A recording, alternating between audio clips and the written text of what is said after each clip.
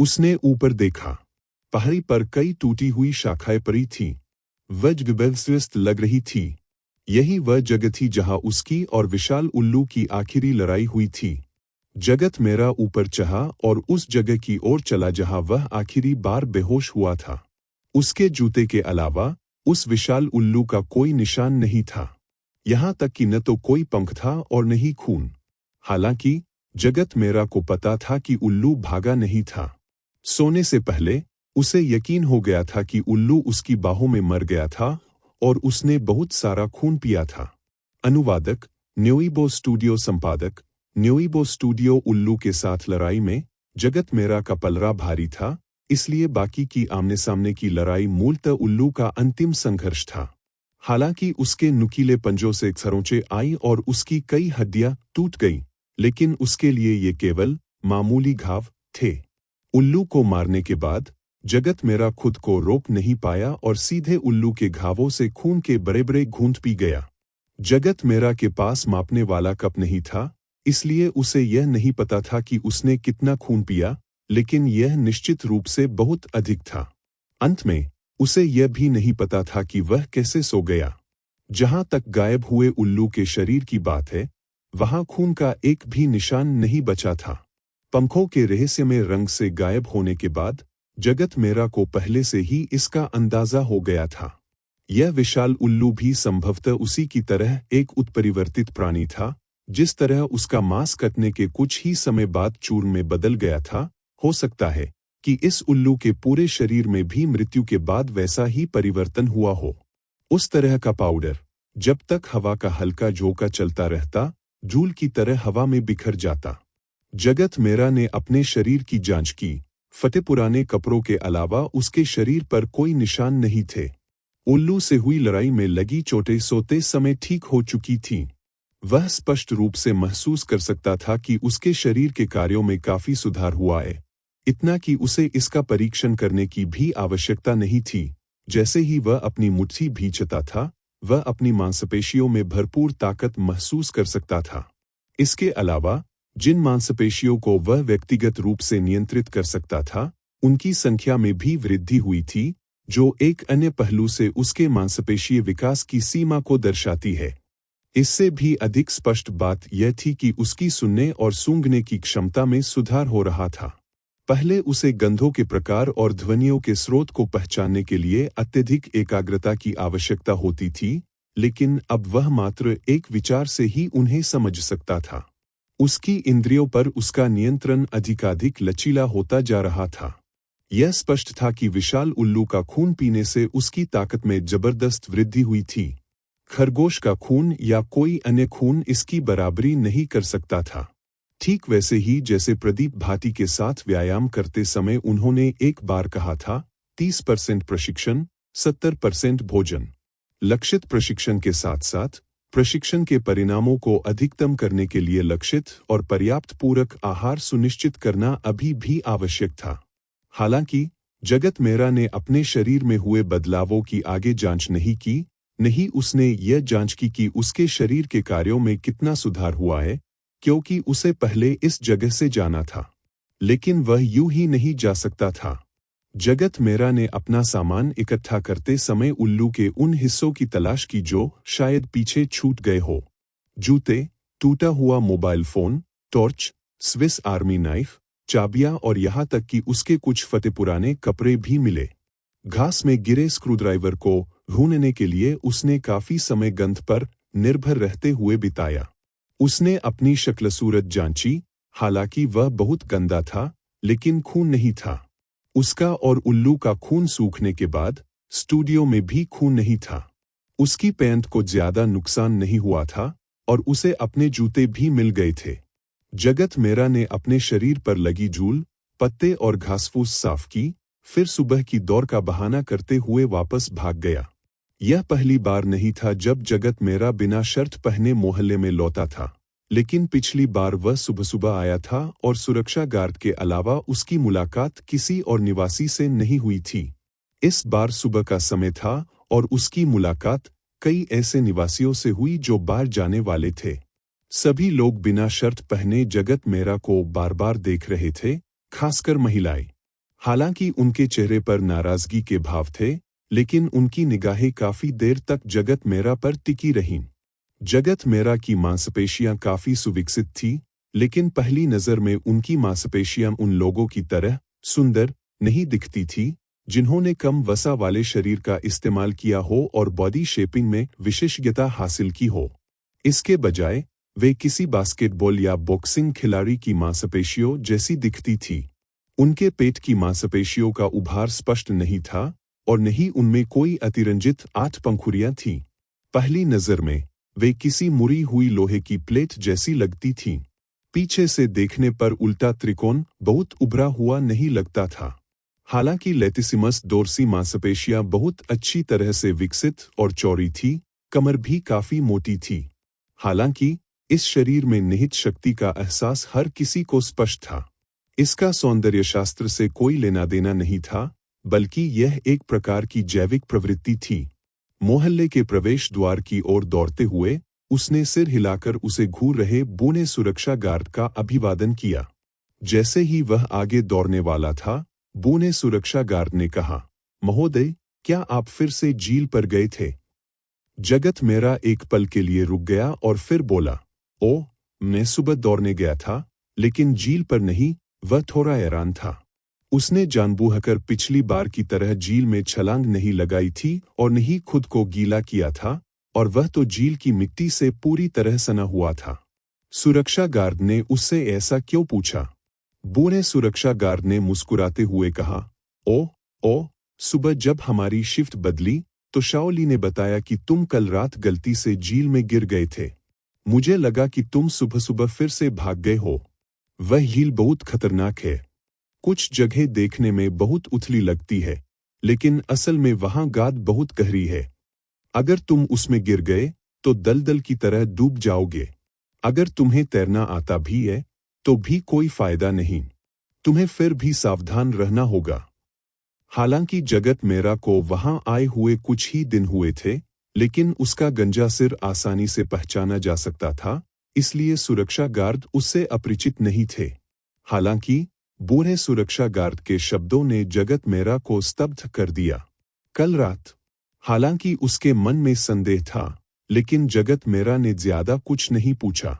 उसने बस इतना कहा, ठीक है, धन्यवाद। इस विषय में सावधान रहूंगा। घर लौटने के बाद जगत मेरा सीधे अपने लैपटॉप के पास गया और स्क्रीन चालू की। फिर उसने नीचे दाहिने कोने में समय देखा, 8:15। फिर उसने तारीख देखी, 2019/811। जगत मेरा ने माथे पर शिकन डाली। झील के किनारे उसका सामना विशाल उल्लू से हुआ था। थोड़ी देर की लड़ाई के बाद वह घायल होकर घर लौट आया था। 11 अगस्त की सुबह के काफी दिन हो चुके थे। जब वह दोबारा बाहर निकला तो सुबह के 2 बज चुके थे। जब उसे विशाल उल्लू मिला तब सुबह के 4 बज चुके थे। एक झड़प और लड़ाई के बाद उसे ठीक से याद नहीं था कि उसने उल्लू को कब मारा और उसका खून कब पिया। वह निश्चित रूप से नहीं कह सकता था, क्योंकि उसका फोन खराब हो गया था। हालांकि यह सुबह लगभग 5 बजे का समय होना चाहिए या उससे भी कम। जब वह जागा तो सूर्य की रोशनी के कोण को देखते हुए लगभग 6:30 बज रहे होंगे।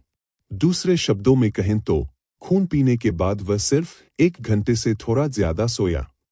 असल में जब जगत मेरा जागा और देखा कि सुबह हो गई है, तो उसने सोचा कि 12 अगस्त की सुबह हो चुकी है।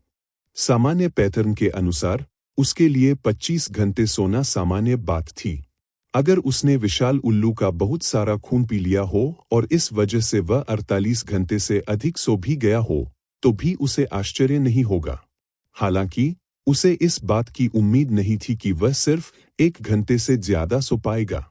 उस समय को याद करते हुए जब उसने खरगोश का खून पिया था, तो उसे भूख लगी थी, फिर भी वह 32 घंटे सोया था, जो कि सामान्य 25 घंटे से कहीं अधिक था। जगत मेरा ने विश्लेषण किया कि शायद जितना अधिक रक्त वह पीता था, उसकी जरूरतें पूरी होती थी। रक्त की गुणवत्ता जितनी अधिक होती थी और मात्रा जितनी पर्याप्त होती थी, उतना ही कम समय वह सोता था। तो ऐसा प्रतीत होता था कि नींद ऊर्जा की कमी की भरपाई कर रही थी। तो अगर उसे बहुत भूख लगी हो और वह हद से ज्यादा भूखा हो, तो क्या वह बिना खाए और सीधे लंबी नींद पर निर्भर रहकर इस समस्या का समाधान हो न सकता है? हालांकि इससे पहले जब उन्होंने भूख सहन करने का प्रयोग किया था, तो वे 22 घंटे तक भूख सहन कर पाए थे। उन्हें केवल बेचैनी बरती गई, लेकिन नींद नहीं आई। या फिर सहन करने का समय पर्याप्त नहीं था। या शायद अगली बार वह इस प्रयोग को करने के लिए खुद को भोजन के बिना वातावरण में रख सकता है।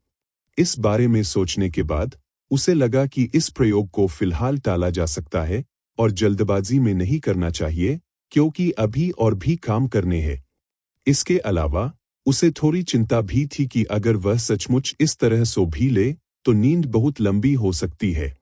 अगर वह 10 दिन, 20 दिन या कुछ महीनों तक सोता रहे, तो अनियंत्रित दुर्घटनाएं हो सकती है। इससे उसके शरीर को नुकसान भी हो सकता है और उसके शरीर के उत्परिवर्तन आदि पर भी असर पड़ सकता है। जगत मेहरा ने सबसे पहले अपने कंप्यूटर पर अमेज़न खोला और 1199 रुपये का चाइनीज मोबाइल फोन खरीदा। उनका पिछला मोबाइल फोन भी 1000 रुपये का था। 1 साल से अधिक इस्तेमाल करने के बाद वह खराब हो गया और उसे ठीक कराने की कोई जरूरत नहीं थी।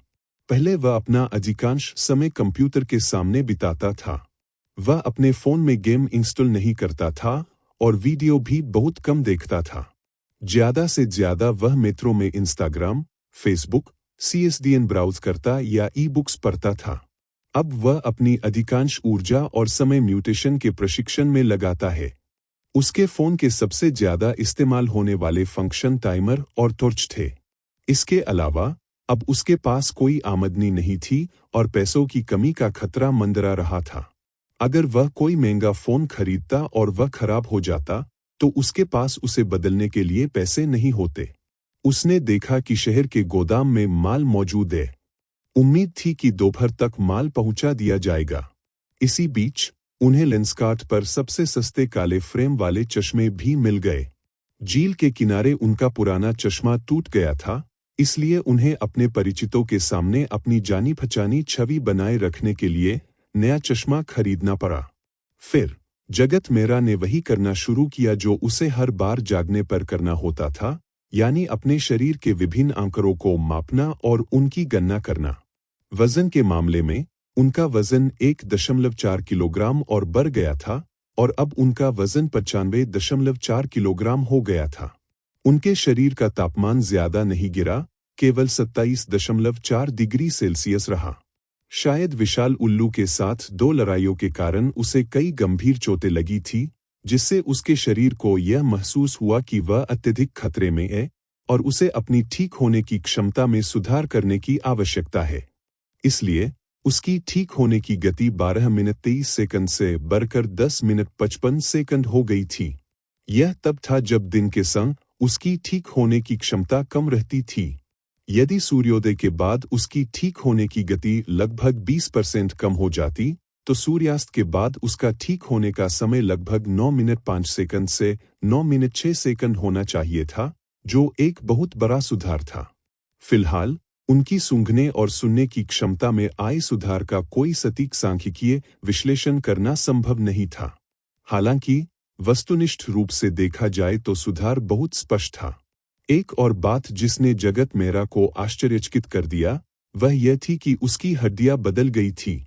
जब उसने कंप्यूटर पर तस्वीरों की तुलना की, तो उसके कंधों की चौड़ाई और भुजाओं की लंबाई में बदलाव दिखाई दिया। ध्यान से तुलना करने पर ऐसा लगा कि उसकी लंबाई बढ़ गई है। जगत मेहरा दीवार के पास खड़ा हुआ और उसने एक निशान बनाया। फिर उसने उसे मीटर वाले रूलर से नापा। 179.7 सेंटीमीटर। यह वाकई में लंबा था। पहले कंपनी द्वारा किए गए शारीरिक परीक्षण के दौरान उनकी लंबाई 177.5 सेंटीमीटर मापी गई थी। हालांकि यह माप सुबह और रात के अलग-अलग समय पर लिया गया था, इसलिए अलग-अलग मापने वाले उपकरणों के कारण माप में कुछ अंतर हो सकता है। विश्वविद्यालय में पढ़ते समय उनकी लंबाई 178.9 सेंटीमीटर मापी गई थी, लेकिन उस लंबाई को भी संदर्भ मानकर चले तो अब उनकी लंबाई लगभग 1 सेंटीमीटर बढ़ गई है। दुर्भाग्यवश पहले उत्परिवर्तन के बाद उसने अपनी लंबाई, कंधे की चौड़ाई और बाह की लंबाई नहीं मापी। आखिरकार उसे यह उम्मीद नहीं थी कि उसकी हड्डियां भी बदल जाएंगी। हालांकि पिछली रात विशाल उल्लू के साथ हुई लड़ाई का अनुभव करने के बाद उसे इस बात पर ज्यादा आश्चर्य नहीं हुआ कि उसकी हड्डियां दूसरी बार विकसित होने लगी थी। दरअसल वह उस सपने के बारे में सोच रहा था जो उसने कल रात उल्लू का खून पीने के बाद देखा था।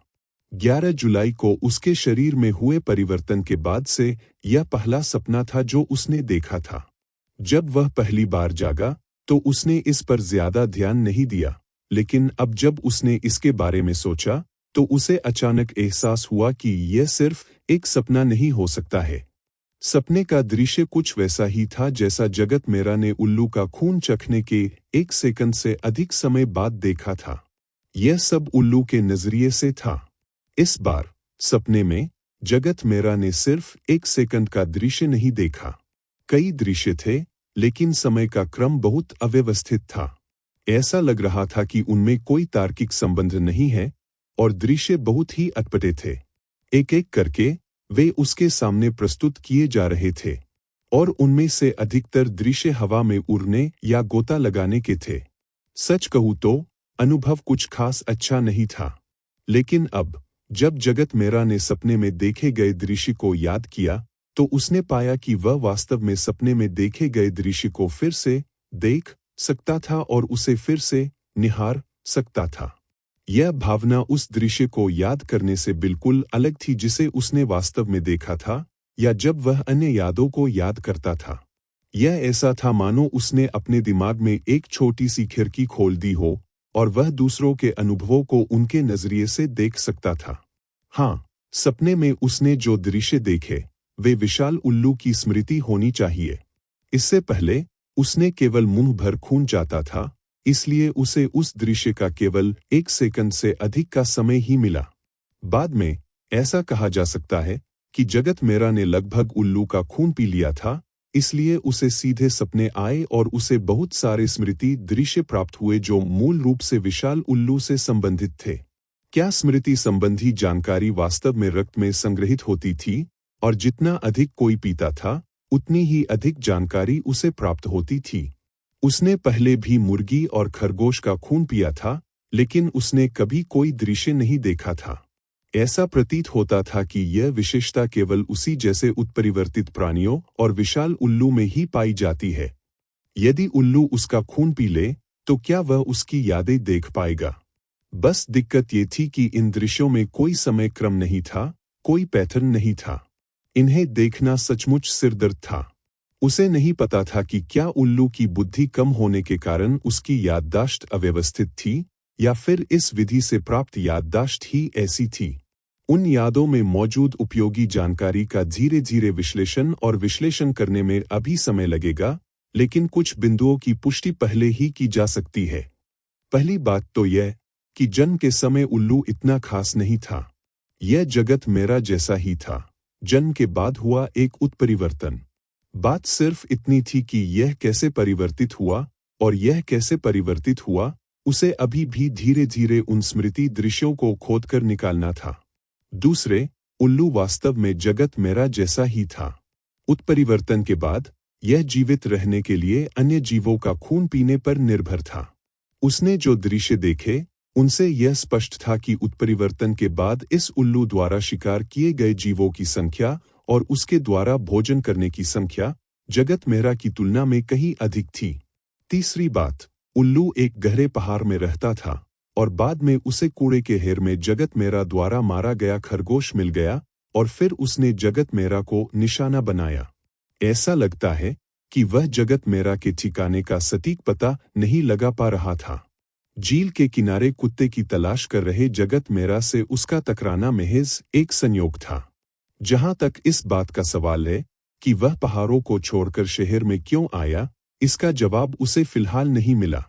हालांकि उन दृश्यों से यह स्पष्ट था कि जगत मेरा ही वह पहला इंसान था जिस पर उसने हमला किया था। स्पष्ट, इस उल्लू के इतना बड़ा होने और लगातार उड़ने का कारण वही उत्परिवर्तन था जो जगत मेरा में हुआ था। उल्लू जैसे शिकारी पक्षी के लिए जो जीवनयापन के लिए शिकार पर निर्भर रहता है, शिकार करना ही उसका एकमात्र सहारा था। उत्परिवर्तन के परिणामस्वरूप उसकी शिकार करने की क्षमता स्वाभाविक रूप से बढ़ गई। शरीर के आकार में वृद्धि होने के बाद उसका शिकार भी प्रचुर मात्रा में उपलब्ध हो गया और उसके नुकीले पंजे जंगली सूअर की कठोर त्वचा को भी भेद सकते थे। इस उत्परिवर्तन के साथ उल्लू की बुद्धि भी बढ़ गई थी। जगत मेरा ने यह अनुमान लगाने से खुद को नहीं रोका कि इतिहास में राक्षसों की किंवदंतियां इसी प्रकार के उत्परिवर्तित जानवर पर आधारित थी। जगत मेरा ने तो यह भी सोचा कि अगर किसी उत्परिवर्तित जानवर को मूल रूप से मनुष्यों द्वारा पाला गया हो और उसमें मनुष्यों के साथ संवाद करने की तीव्र इच्छा और आवश्यकता हो, तो क्या उत्परिवर्तन के माध्यम से बार बार बोलने की क्षमता विकसित करना संभव है? और यह विशेषता की मृत्यु के बाद यह पाउडर में बदल जाता था और पूरी तरह से गायब हो जाता था। शायद यही कारण है कि किंवदंतियां हमेशा किंवदंतियां ही रही और उनका कोई प्रमाण नहीं था। बेशक ये तो सिर्फ अनुमान थे। जगत मेरा हमेशा से अपने जैसा ही कोई मामला ढूंढना चाहता था, लेकिन उसे यह उम्मीद नहीं थी कि अंत में उसे जो सबसे करीबी मामला मिलेगा वह एक उल्लू होगा। इसके अलावा वह उल्लू उसे मारना चाहता था और अंत में वह उसके हाथों में मर गया और उसने उसका खून पी लिया। जगत मेरा को यह सोचने पर मजबूर होना पड़ा कि क्या वह उत्परिवर्तन करने वाला पहला इंसान था। जगत मेरा ने विशाल उल्लू के साथ हुई अपनी दोनों लड़ाइयों की समीक्षा की। पहली लड़ाई हाइल के किनारे हुई। हालांकि उल्लू का पलड़ा भारी था, लेकिन इसे छुपकर किया गया हमला नहीं कहा जा सकता था। आखिरकार जगत मेरा ने गंध से ही उल्लू का पता लगा लिया था और उसके पास प्रतिक्रिया करने का समय था। प्रतिक्रिया के लिहाज से उसने कुछ भी गलत नहीं किया। पहले हमले से बचने के बाद उसने भागते रहने और विशाल उल्लू के सामने अपनी पीठ करने का विकल्प नहीं चुना।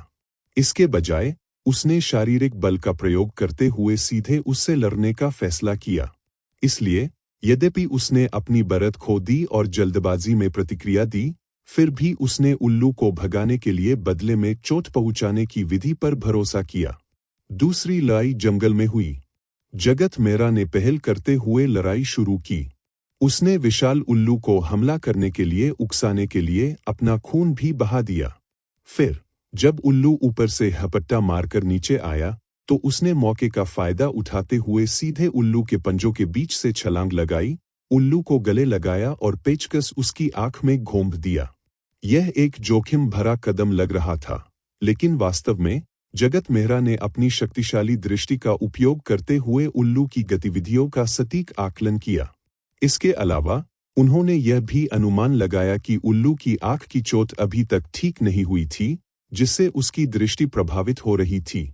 स्थान और दूरी के आकलन में त्रुटियां और विलंब हो सकते थे, इसलिए उनकी सफलता की संभावना अधिक थी। अंत में जगत मेहरा ने सोचा, एक, उनकी गतिशील दृष्टि को मजबूत करने की आवश्यकता थी। यह प्रत्यक्ष लड़ाई में या खतरे का सामना करने पर महत्वपूर्ण भूमिका निभा सकती थी। 2, उसकी शारीरिक शक्ति में अभी भी सुधार की आवश्यकता थी, लेकिन साथ ही उसकी लचीलता, गति और कूदने की क्षमता प्रभावित नहीं होनी चाहिए थी। इसके लिए दोनों प्रकार के प्रशिक्षण में संतुलन आवश्यक था। अपनी शारीरिक शक्ति बढ़ाने के साथ साथ उसे अपनी लचीलापन, चपलता और दौड़ने की गति को भी प्रशिक्षित करने की आवश्यकता थी। इस तरह वह अत्यधिक वजन और शारीरिक बनावट में वृद्धि से बच सकता था। 3, युद्ध तकनीकों के बारे में उनका पिछला अनुमान सही था। वर्तमान में उनके लिए अधिकांश प्रचलित युद्ध तकनीकें ज्यादा उपयोगी नहीं होगी। इसका कारण यह था कि वे तकनीकें सामान्य व्यक्ति के शरीर को लक्षित करती थीं। उसे किसी प्रतियोगिता या रिंग में लड़ने की जरूरत नहीं थी। पिछली रात की लड़ाई की तरह एक बार संपर्क में आते ही जीवन और मृत्यु का फैसला पल भर में हो जाता। यह तेज, ताकतवर, बेरहम और सटीक था। कोई भी तकनीक स्क्रूड्राइवर या धातु के टुकड़े के सामने बेकार साबित होती। हालांकि इसका मतलब यह नहीं था कि उसे किसी कौशल की आवश्यकता नहीं थी। उसे अपने शरीर के कार्यों का बेहतर उपयोग करने का तरीका खोजने के लिए स्वयं से सारांश बनाना और सीखना भी आवश्यक था। 4. जब उत्परिवर्तित शिकारी पक्षियों या विशाल उल्लुओं जैसे जानवरों का सामना हो तो जल्दबाजी में कोई कदम न उठाए या कमजोरी न दिखाए। उनकी कमजोरी को निशाना बनाएं और उसे भून कर पूरी ताकत से हमला करें। उल्लुओं से भी अधिक निर्दयी और क्रूर बने। विशाल उल्लू के साथ हुई अपनी 2 लड़ाइयों को याद करते हुए जगत मेहरा को एहसास हुआ कि शुरुआत में उल्लू को देखकर थोड़ा डरने के अलावा, चाहे वह झील के किनारे उससे हुई लड़ाई हो या पहाड़ों में जाकर उसे मारने की कोशिश, जगत मेहरा घबराया हुआ और उत्साहित था, लेकिन उसे जरा सा भी डर या खौफ महसूस नहीं हुआ। उल्लू के हमले से लगा घाव बहुत दर्दनाक था, लेकिन उस दर्द ने उसे बेहद उत्साहित भी कर दिया। उसे ऐसा महसूस हुआ मानो वह सामान्य से भी अधिक शक्ति से विस्फोट कर सकता है। दर्द जितना बढ़ता गया, उसका दिमाग उतना ही तेज होता गया। दर्द और घाव ठीक हो जाने के बाद लंबी दौड़ या कसरत के बाद मिलने वाली खुशी का एहसास होता था। उन्हें ऐसा महसूस हुआ कि उन्हें इस तरह के जीवन मरण के संघर्ष में आनंद आता था। यह उसके शरीर में हुए उत्परिवर्तन के कारण आया परिवर्तन होना चाहिए। अतीत में वह हमेशा सतर्क रहता था। सीधे शब्दों में कहें तो उसे कायर कहना कोई बड़ी बात नहीं थी। इससे उन्हें अपने आप को यह चेतावनी देने का भी मन हुआ कि उन्हें अपनी भावनाओं पर नजर रखने की जरूरत है। खतरे का सामना करते समय उसे निर्दयी, उग्र और पूरी ताकत से लड़ना चाहिए। लेकिन आमतौर पर उसे इस तरह की लड़ाई और उग्र भावनाओं से प्रभावित होने से बचने के लिए खुद को संयमित रखना पड़ता था। इसके बाद जगत मेहरा ने विशाल उल्लू की स्मृति से प्राप्त छवियों को मोटे तौर पर व्यवस्थित करने में कुछ घंटे बिताए। उत्परिवर्तन के बाद विभिन्न उल्लुओं की स्मृति छवियों में दृश्य कम से कम 4 मौसमों तक फैले हुए थे, इसलिए इस उल्लू को कम से कम 1 वर्ष तक उत्परिवर्तन से गुजरना पड़ा होगा। और तस्वीर में उल्लू के उत्परिवर्तन के बाद उसने 213 छोटे बड़े शिकारों का शिकार किया और उनका खून पिया। यदि जगत मेहरा को संदर्भ के रूप में लिया जाता तो इसमें कम से कम 213 उत्परिवर्तन हुए होते। संभवतः शिकार करने और रक्त पीने से संबंधित कई स्मृति छवियां ऐसी होंगी जो जगत मेहरा को प्राप्त नहीं हुई होगी। और जिन मानव नगरों से यह गुजरा, उनमें शहर के कुछ ऐसे स्थान भी शामिल थे जिनसे जगत मेहरा परिचित था। साथ ही एक और अपेक्षाकृत पिछड़ा हुआ काउंटी या गांव भी था जिससे यह पहाड़ों से निकलते समय गुजरा था। हालांकि तस्वीर में कोई ऐसी इमारत या दुकान का नाम नहीं था जिससे जगत मेहरा को स्थान निर्धारित करने में मदद मिल सके, लेकिन उसने सड़क पर चल रही कई कारों की नंबर प्लेटों के सामने हिंदी अक्षर और वर्ण देखे और जान गया कि यह पड़ोसी शहर में है। जगत मेहरा को याद आया कि पिछली रात झील के किनारे विशाल उल्लू के हमले के बाद वह घर गया और अपने कंप्यूटर पर खोजबीन की। उसे पड़ोसी शहर के एक काउंटी के तिएबा में एक पोस्ट मिली। तो जगत मेहरा को वह पोस्ट मिली और उसने सीधे उस व्यक्ति को एक छोटा सा संदेश भेजा, जिसमें कहा कि वह एक समाचार वेबसाइट का रिपोर्टर है और उसका साक्षात्कार लेना चाहता है। फिर उसने अपनी पहले की पोस्ट ढूंढी और अपने यूजर नेम, लोकेशन, उम्र और अन्य जानकारी का इस्तेमाल करके पूरे इंटरनेट पर खोजबीन की। उसे अपना वीबो अकाउंट मिल गया और उसने पुष्टि की कि उसका घर पड़ोसी शहर के एक काउंटी में है। दोपहर में अमेज़न से नया मोबाइल फोन मिलने के बाद जगत मेहरा सीधे बाहर गया, स्टेशन के लिए बस पकड़ी और पड़ोसी शहर के लिए टिकट खरीदा। पड़ोसी शहर के स्टेशन पर पहुंचने के बाद जगत मेहरा उस काउंटी में स्थानांतरित हो गया जहां पोस्ट करने वाला व्यक्ति स्थित था। बस में जगत मेहरा को आखिरकार उस व्यक्ति से एक निजी संदेश मिला जिसने वह पोस्ट किया था। हालांकि दूसरे पक्ष को स्पष्ट रूप से विश्वास नहीं था कि जगत मेहरा एक पत्रकार है और उसने उसे झूठा समझा। जगत मेहरा ने जरा भी समय बर्बाद नहीं किया और सीधे उस व्यक्ति से फोन नंबर भेजने को कहा और साक्षात्कार के लिए उसे 100 रुपये नकद दिए। उसने यह भी कहा कि साक्षात्कार के लिए अन्य पुरस्कार भी दिए जाएंगे। उस व्यक्ति ने संदिग्ध रूप से नंबर भेजा और तुरंत ही ऑपरेटर से एक टेक्स्ट मैसेज प्राप्त हुआ। वाकई उस व्यक्ति ने 100 रुपये का चार्ज लगा दिया था। फिर जगत मेहरा ने उस व्यक्ति को फोन किया और उस समय की स्थिति के बारे में पूछा, साथ ही गांव में विशिष्ट स्थान और यह भी पूछा कि उसने उस अजनबी आदमी को किस पैर पर देखा था। पोस्ट करने वाले व्यक्ति ने पिछली पोस्ट में लिखी बातों को विस्तार से दोहराया। जगत मेरा बीच बीच में सवाल पूछने के लिए टोकती रही। क्या पेड़ पर बैठा वह अजनबी आदमी हिला? उसकी चाल कैसी थी? उस अजनबी आदमी का आकार कैसा था? उदाहरण के लिए, उसका सिर कितना बड़ा था? क्या आपने उसके अंग देखे थे? क्या आपने निरीक्षण करने के लिए पैर के करीब जाकर देखा? क्या आपको पैरों के निशान, पंजों के निशान या मल जैसे कोई निशान दिखाई दिए? उसके गायब होने से पहले क्या आपने उसकी गति की दिशा देखी थी, ऊपर या नीचे? पोस्टर बनाने वाले ने एक एक करके सभी सवालों के जवाब दिए और अंत में उत्सुकता से पूछा, आप किस वेबसाइट से हैं? आपको मेरी पोस्ट में दिलचस्पी क्यों होगी? उस पोस्ट पर ज्यादा प्रतिक्रियाएं नहीं आई, नहीं उस पर ज्यादा क्लिक हुए और नहीं वह ज्यादा लोकप्रिय हुई। मैं यूसी न्यूज़ का रिपोर्टर हूँ।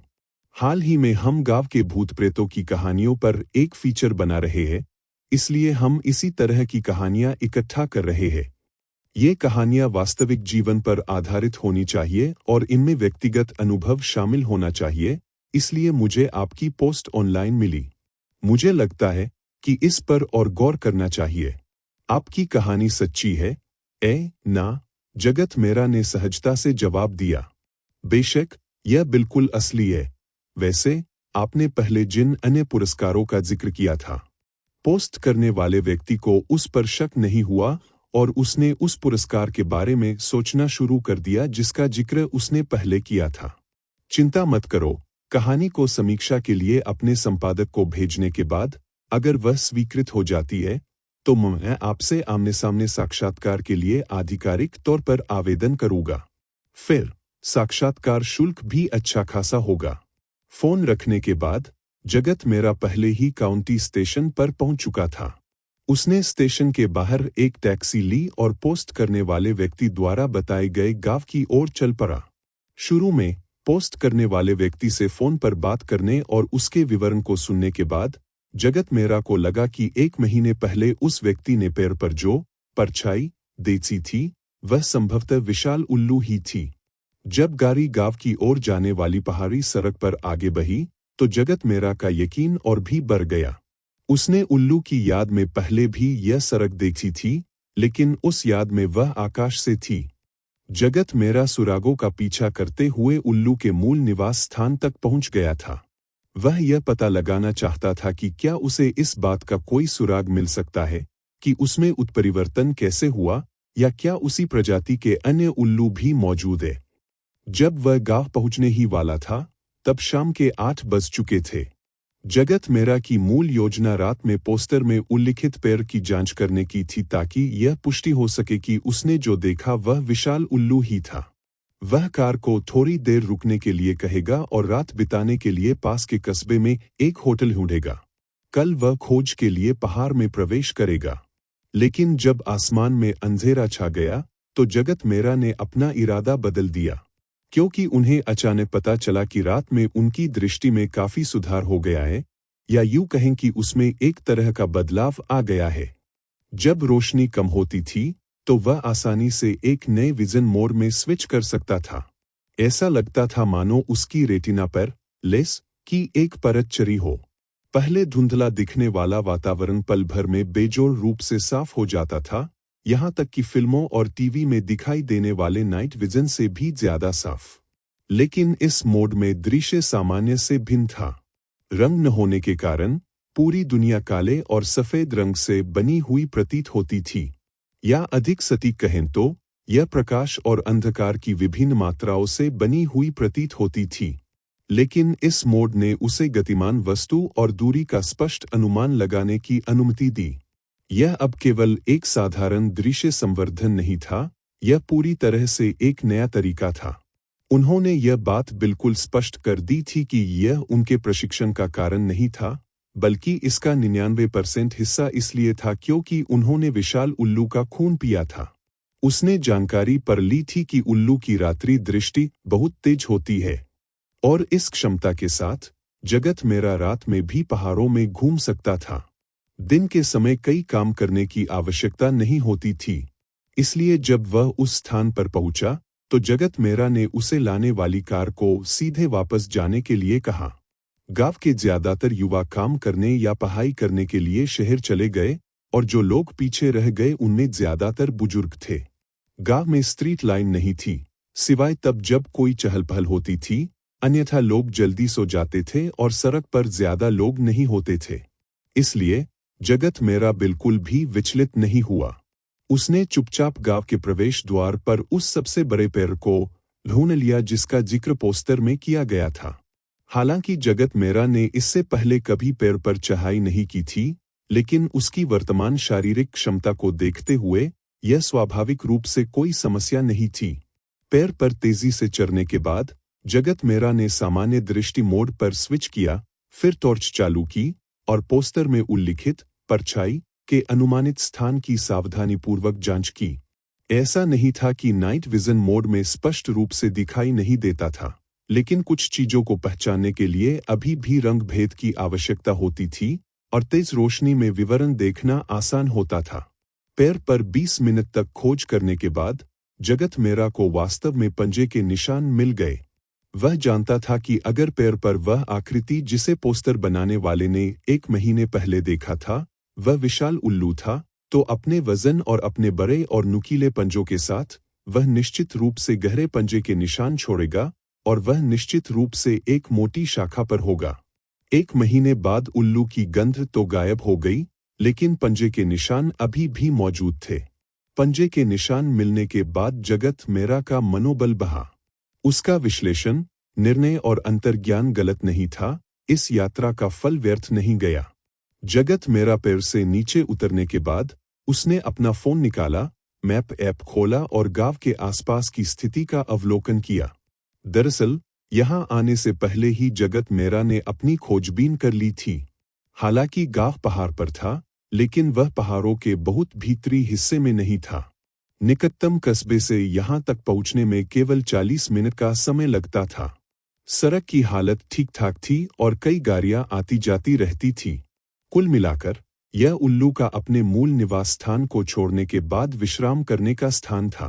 इतना ही नहीं, उल्लू की कोई गंध भी नहीं थी और अगर होती भी तो जगत मेहरा यहाँ से उस गंध का पीछा नहीं कर सकता था। नक्शे पर गांव के पूर्व और दक्षिण में अधिकाधिक मैदान और शहर दिखाई दे रहे थे और गांव अधिकाधिक समृद्ध होता जा रहा था। उत्तर दिशा में एक पर्वत था, लेकिन पर्वत को पार करने के बाद एक अधिक घनी आबादी वाला शहर भी था। केवल पश्चिम की ओर ही जितने अधिक जंगल थे, उतने ही घने और कम विकसित थे और यह सिलसिला पड़ोसी प्रांत तक जारी रहा। जगत मेहरा ने अनुमान लगाया कि उल्लू पहले जिस स्थान पर रहता था वह उसी क्षेत्र में होना चाहिए। वह वहां ज्यादा देर नहीं रुका, नहीं उसने रात बिताने के लिए कोई जगह ढूंढी। इसके बजाय उसने अपना सामान उठाया और रात में पश्चिम की ओर पहाड़ों की तरफ चल पड़ा। उसके बैग में कपड़ों के 2 सेट, कुछ जोड़ी मोजे और अंडरवियर, एक पावर बैग, एक टॉर्च, अतिरिक्त बैटरियों की एक पंक्ति, एक स्विस आर्मी नाइफ और एक पानी की बोतल थी। अगर जंगल में जीवित रहने के शौकीन किसी व्यक्ति ने जगत मेहरा द्वारा लाई गई इन चीजों को देखा होता, तो शायद वे अपना सिर हिला देते। ये चीजें बहुत कम थीं और कई बुनियादी जरूरत की चीजें गायब थीं, लेकिन जगत मेहरा के लिए ये चीजें काफी थीं। दरअसल अपनी हाल ही में खोजी गई रात्रि दृष्टि क्षमता के कारण जगत मेहरा को रात में चलते समय टॉर्च की भी आवश्यकता नहीं होती थी। वह हमेशा सड़क पर नहीं चलता था, नहीं वह पश्चिम की ओर पूरी तरह जाता था। वह अक्सर किसी ऊंचे पेड़ पर चढ़ने के लिए या बेहतर नज़ारे वाले अन्य ऊंचे स्थानों की तलाश में रुक जाता था और चारों ओर देखता था। जगत मेहरा उल्लू के पदचिह्नों और आवास का पता लगाने के लिए आसपास के दृश्यों की तुलना उल्लू की स्मृति में मौजूद छवियों से कर रहा था, ताकि उसके द्वारा छोड़े गए किसी भी निशान का पता लगाया जा सके। 16 अगस्त को दोपहर 2 बजे एक गंजा बैकपैकर पहाड़ी सड़क पर तेजी से दौड़ रहा था।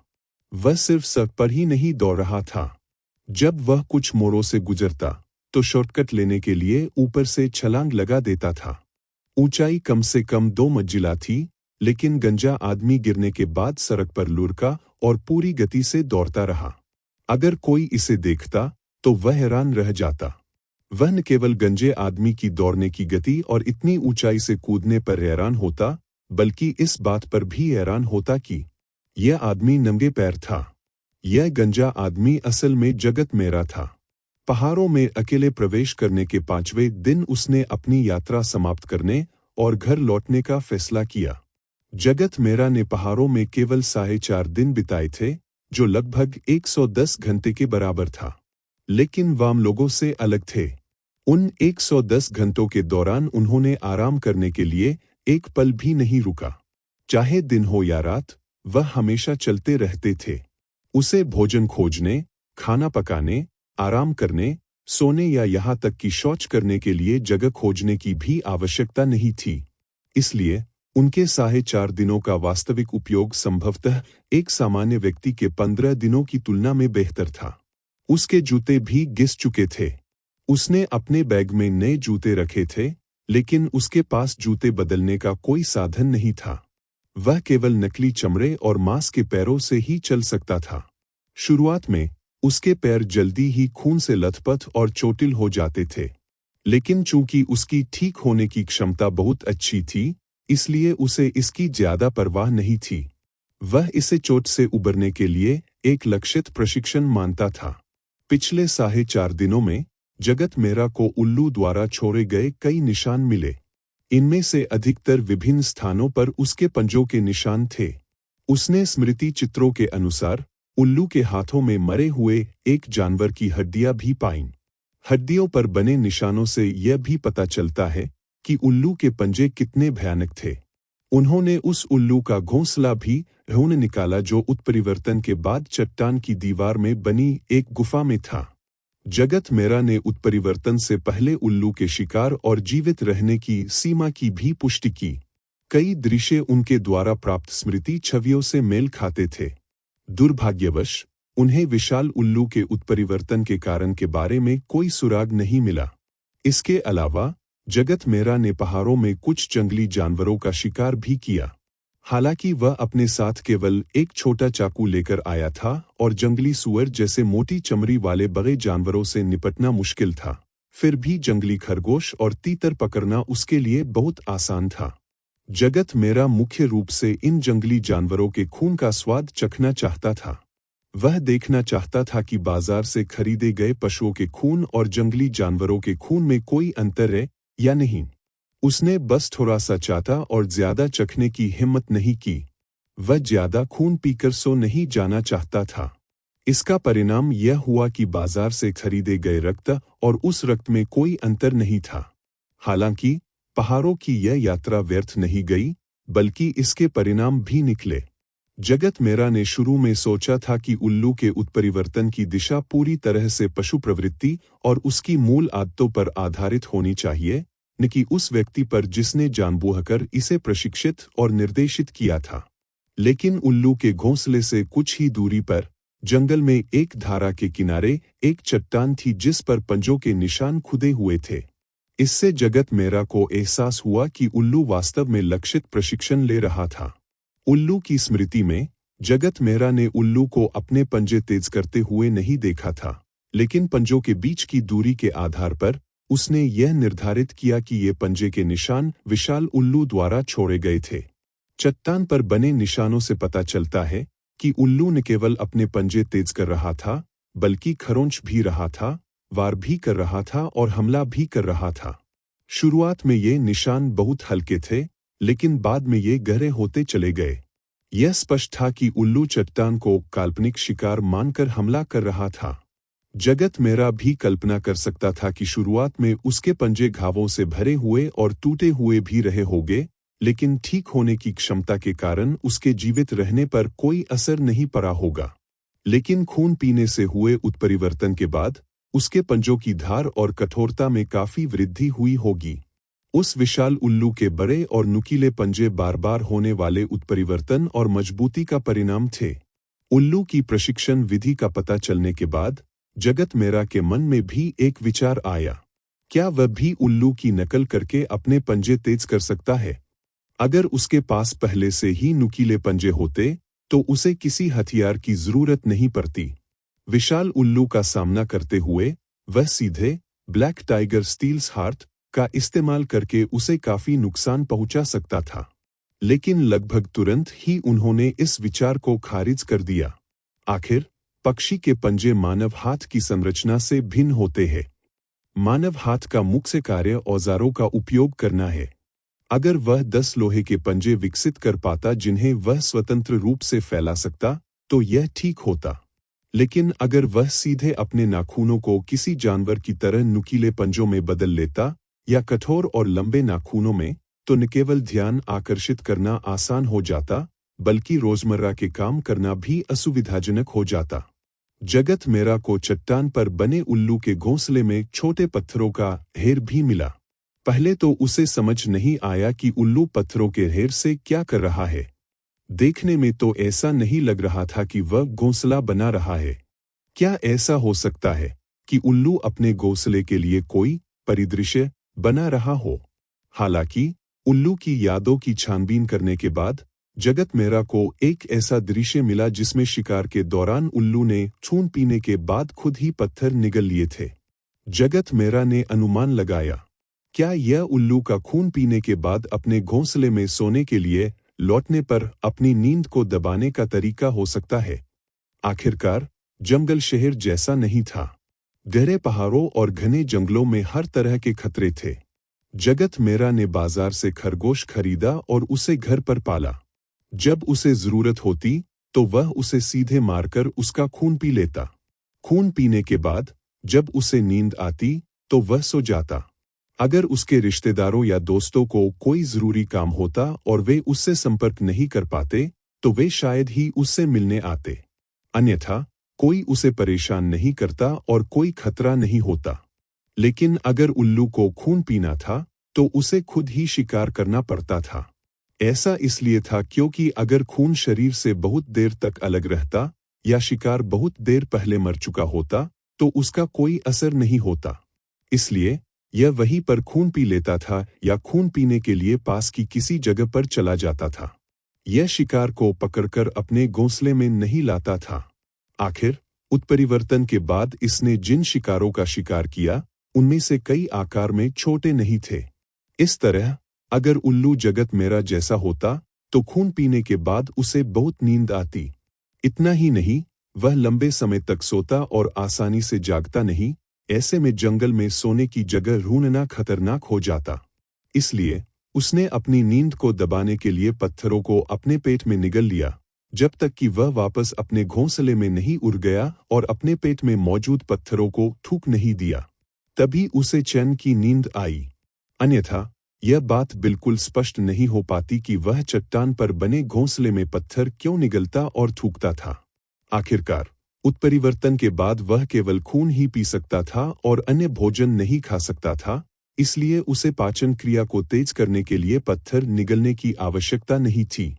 जहां तक इस बात का सवाल है कि मांस या अन्य पौधों के बजाय पत्थर खाने के लिए अधिक उपयुक्त क्यों थे, जगत मेरा ने अनुमान लगाया कि इसका कारण शायद यह हो सकता है कि पत्थर सरल और सघन होते हैं। उल्टी करने की इच्छा को दबाना आसान होता है और एक ही बार में सब कुछ बाहर निकालना भी आसान होता है। बेशक ये सब जगत मेरा के अनुमान और अटकलें थीं। चाहे यह सच हो या न हो, वह इसे सत्यापित करने के लिए प्रयोग करने को तैयार था। यदि यह प्रभावी था तो यह कभी कभार आपातकालीन समाधान के रूप में भी काम आ सकता था। उदाहरण के लिए, उस दिन उल्लू के साथ हुई लड़ाई के बाद यदि वह इस विधि का सहारा लेकर कुछ समय के लिए जागता रह सके, तो वह उल्लू के शरीर के लुप्त होने की प्रक्रिया को देख सकता है। इससे उसे स्वयं और उल्लू के उत्परिवर्तन कारकों को समझने में बहुत मदद मिलेगी। बेशक इससे भी ज्यादा महत्वपूर्ण बात यह है कि इससे असुरक्षित जगह पर लंबे समय तक सोने से बचा जा सकता है। हालांकि इस बार वह उल्लू के उत्परिवर्तन का कारण नहीं ढूंढ सका, लेकिन उसके आवास के विभिन्न निशानों से स्मृति छवियों की तुलना के साथ उसके उत्परिवर्तन की प्रक्रिया का पता लगाने से जगत मेरा को खुद को समझने में भी बहुत मदद मिली। आखिरकार इस तथ्य के अनुसार कि यह हर बार शिकार करने और खून पीने के बाद गहरी नींद में सो जाता था और उसमें बदलाव आ जाता था, इस विशाल उल्लू में जगत मेरा की तुलना में कई गुना अधिक बदलाव आ चुके थे। उत्परिवर्तनों की संख्या या समय के दृष्टिकोण से देखा जाए, वह जगत मेरा के महान वरिष्ठ थे, और पहाड़ों में बिताए इन 4.5 दिनों ने जगत मेरा को इस उत्परिवर्तन के बाद अपने शरीर के कार्यों में हुए सुधार और परिवर्तनों का बेहतर अनुभव करने और खुद को इससे और अधिक परिचित कराने और प्रशिक्षित करने का अवसर भी दिया। उल्लू के खून से प्राप्त रात्रि दृष्टि के अलावा उसकी गतिशील दृष्टि, श्रवण और गंध की भावना में भी काफी मजबूती आई, और यह वृद्धि केवल संवेदनशीलता में वृद्धि तक सीमित नहीं थी। पहाड़ों में उसके पास अन्य जीवों द्वारा उत्पन्न ध्वनियों और गंधों को तुरंत पहचानने की असाधारण क्षमता थी। यह ऐसी क्षमता थी जो शहर में रहने वाले जगत मेरा के पास पहले नहीं थी। यह मानो सीधे उल्लू की सुनने और सूंघने की जानकारी को समझने के बराबर थी। इस वजह से पहाड़ों में उसका जीवित रहना बहुत आसान हो गया था, और उसे अक्सर यह एहसास भी होता था कि दुनिया उसके नियंत्रण में है। कभी कभी तो वह यह भी सोचता था कि अगर उसमें भी उल्लू की तरह उड़ने की क्षमता होती तो कितना अच्छा होता। बेशक यह सिर्फ एक कल्पना थी। अगर वह सचमुच उत्परिवर्तित हो गया है और उसके पास बड़े बड़े पंख आ गए हैं, तो वह केवल पहाड़ों में एकांत में ही रह सकता है। जगत मेरा, जो पहाड़ी रास्ते पर बेतहाशा दौड़ रहा था, अचानक रुक गया और सड़क के किनारे खड़ा होकर पहाड़ की ओर पीछे मुड़कर देखने लगा। जाहिर है, इस जगह को पहाड़ों के बीचों बीच नहीं माना जाता था, और यह उस इलाके से काफी दूर थी जहां वह पिछले कुछ दिनों से था। हालांकि यहां अभी भी ज्यादा विकास नहीं हुआ था और ज्यादा लोग भी नहीं थे, लेकिन कम से कम पहाड़ी सड़क तो बन चुकी थी। पहाड़ पर गांव और मंदिर थे। कभी कभी गांव वाले गाड़ी से पहाड़ पर आते जाते थे और तीर्थयात्री मंदिरों में प्रार्थना करने जाते थे। जगत मेरा के रुकने का कारण कार की आवाज सुनना था। 10 सेकंड बाद कोने पर एक एसयूवी दिखाई दी। उसने अपना दाहिना हाथ उठाया, अंगूठा ऊपर किया और लिफ्ट मांगने का इशारा किया। सच कहूं तो उसे वास्तव में ज्यादा उम्मीद नहीं थी। इससे पहले पहाड़ से नीचे आती हुई 4 कारें उसके पास से गुजरी थी, लेकिन उन्होंने उसके अंगूठा ऊपर करके इशारा करने पर कोई प्रतिक्रिया नहीं दी और रुकने का उनका कोई इरादा नहीं था। बेशक उसे शिकायत करने का कोई कारण नहीं था। भले ही उनकी स्थिति बदल गई होती और वह गाड़ी चला रहा होता, तब भी सड़क के किनारे इतने लंबे, धूल से सने, नंगे पैर वाले, गंजे और तगड़े आदमी को देखकर वह नहीं रुकता। खैर, वह पूरे रास्ते दौड़ता रहा और बीच बीच में शॉर्टकट भी लेता रहा, इसलिए कार से जाने की तुलना में ज्यादा समय नहीं लगा। पहाड़ी रास्ते पर बहुत सारे मोड़ थे और सफर बहुत जल्दबाजी वाला था। पहाड़ से नीचे उतरते समय भी किसी की हिम्मत नहीं हुई कि गाड़ी तेज चलाए। उसने पहले मोबाइल सिग्नल आने पर नक्शा देख लिया था। पहाड़ की तलहटी में एक बड़ा गांव था, इसलिए वह वहां से कार किराए पर लेकर पास के किसी काउंटी या कस्बे तक जा सकता था और वहां से घर लौटने का टिकट खरीद सकता था। लेकिन इस बार वह भाग्यशाली रहा। एसयूवी वास्तव में धीरे धीरे उसके बगल में आकर रुक गई। एसयूवी को अपने बगल में रुकते देख जगत मेरा को आश्चर्य हुआ कि कोई रुकने को तैयार भी है। यात्री सीट की खिड़की नीचे हुई और क्रू कट हेयर स्टाइल वाला एक सांवला अधेड़ उम्र का आदमी उसे सिर से पैर तक देखते हुए उत्सुकता से पूछा, भाई, तुम नंगे पैर क्यों हो? जगत मेरा ने पहले से तैयार किया हुआ भाषण निकाला। अरे, जब मैं पहाड़ पर चढ़ रहा था, मेरे जूते फट गए थे, इसलिए मुझे नंगे पैर चलना पड़ा। क्या आप पहाड़ से नीचे जा रहे हैं? क्या आप मुझे लिफ्ट दे सकते हैं? बस मुझे पहाड़ की तलहटी में छोड़ दीजिए, मैं खुद गाड़ी का इंतजाम कर लूंगा। आगे की यात्री सीट पर बैठे फ्लैट टॉप हेयरकट वाले अधेड़ उम्र के व्यक्ति ने ड्राइवर की ओर मुड़कर धीमी आवाज में पूछा, उसे कार में बैठने दे। सामान्य तौर पर उनकी आवाज की तीव्रता और उनके बीच की दूरी के कारण कार के बाहर खड़े लोग उन्हें सुन नहीं पाते, लेकिन जगत मेरा की सुनने की क्षमता के कारण उन्होंने स्वाभाविक रूप से सब कुछ स्पष्ट रूप से सुना। लेकिन उसे परवाह नहीं थी। भले ही कार में बैठे लोगों की मंशा बुरी हो और वे उसे कार में फंसाकर मारना चाहते हो, उसे फिर भी अपनी रक्षा करनी ही पड़ेगी। हालांकि उनके अवलोकन के आधार पर ऐसा होने की संभावना बहुत कम थी। ड्राइवर भी लगभग 30 या 40 वर्ष की आयु का एक अधेड़ व्यक्ति था। उसने चश्मा पहन रखा था और वह काफी सभ्य दिख रहा था। उन्होंने कोई जवाब नहीं दिया और केवल हल्के से सिर हिलाया। तो यात्री सीट पर बैठे अधेड़ उम्र के व्यक्ति ने दरवाजा खोला और बाहर निकल गया। उसने जगत मेहरा से कहा, गाड़ी में बैठ जाओ। वैसे भी यह रास्ते में ही है। बहुत गर्मी और तुमने जूते भी नहीं पहने हैं। पहाड़ की तलहटी तक पहुंचने तक पैदल मत चलना। अधेड़ उम्र के उस व्यक्ति ने पिछली सीट का दरवाजा खोला और बैठ गया और जगत मेहरा को आगे की यात्री सीट पर बैठने दिया, क्योंकि पिछली सीट पर एक शांत स्वभाव की लड़की बैठी थी जो लगभग 16 या 17 साल की लग रही थी। जगत मेहरा ने अपना बैग उतारकर उसे बाहों में भरते हुए धन्यवाद कहा और कार में बैठने की तैयारी करने लगा। रुको, चश्मा पहने ड्राइवर ने अचानक कहा। जगत मेहरा एक पल के लिए स्तब्ध रह गया। उसने अपना वह पैर पीछे खींच लिया जो अभी अभी कार पर रखा था। अगर वे अचानक अपना इरादा बदल लेते तो उसे कोई शिकायत नहीं होती। आखिरकार उसे उनके साथ शामिल होने की कोई उम्मीद ही नहीं थी। हालांकि ड्राइवर ने हैंड ब्रेक खींचकर कार को पी गियर में डाल दिया। फिर उसने दरवाजा खोला और कार से बाहर निकल गया। पीछे का दरवाजा खोलते हुए उसने कहा, कार में मेरी चप्पलें हैं। आप पहले उन्हें पहन लीजिए। मेरा साइज 44 है। आपको तो आ जानी चाहिए, ए ना। चप्पल और मिनरल वाटर की बोतल लेने के बाद ड्राइवर ने डिग्गी बंद की और जगत मेहरा के पास गया। उसने चप्पल उसके पैरों में रख दी और मिनरल वाटर की बोतल उसे थमा दी। जगत मेहरा ने पानी लिया और उसे धन्यवाद दिया। वह अपने जूते पहनने ही वाला था। वो पानी तो पैर धोने के लिए है, ड्राइवर ने उसे असहजता से याद दिलाया। ओह, जगत मेहरा ने नीचे देखा और महसूस किया कि उसके पैर बहुत गंदे थे। वे जमी हुई मिट्टी की एक परत से ढके हुए थे जो धूल से ढकी हुई थी। मिनरल वाटर की बोतल से पैर धोने के बाद उसने चप्पल पहनी और आगे वाली यात्री सीट पर बैठ गया। उसने ड्राइवर और छोटे बालों वाले अधेड़ उम्र के व्यक्ति को बार बार धन्यवाद दिया। गाड़ी वापस सड़क पर आ गई। जगत मेहरा ने रियरव्यू मिरर से देखा कि गाड़ी में बैठने के बाद पीछे बैठी लड़की ने जूप का चश्मा पहन लिया था।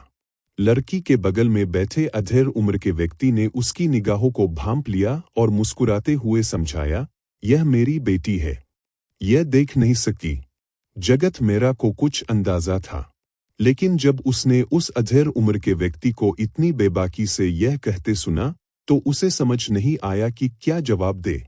वह केवल सिर हिलाकर बात बदलते हुए बोला, पहाड़ से उतरते समय मैंने 5 बार हाथ बढ़ाया। केवल आप ही रुके। मुझे लगा था कि आज मुझे पैदल ही पहाड़ से उतरना पड़ेगा। आपका बहुत बहुत धन्यवाद। आप सच में बहुत अच्छे इंसान हैं। अच्छे लोगों को अच्छा फल मिलता है। छोटे भाई, अगर तुम्हें पहाड़ पर चढ़ना है तो अच्छे जूते चुन लो।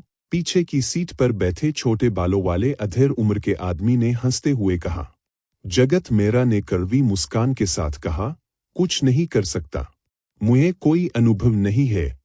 यह मेरा पहली बार पहाड़ पर चढ़ना है। तुमने ये कपड़े पहने हैं और जूते भी नहीं पहने हैं। इसीलिए तो ज्यादातर लोग रुकने की हिम्मत नहीं करते।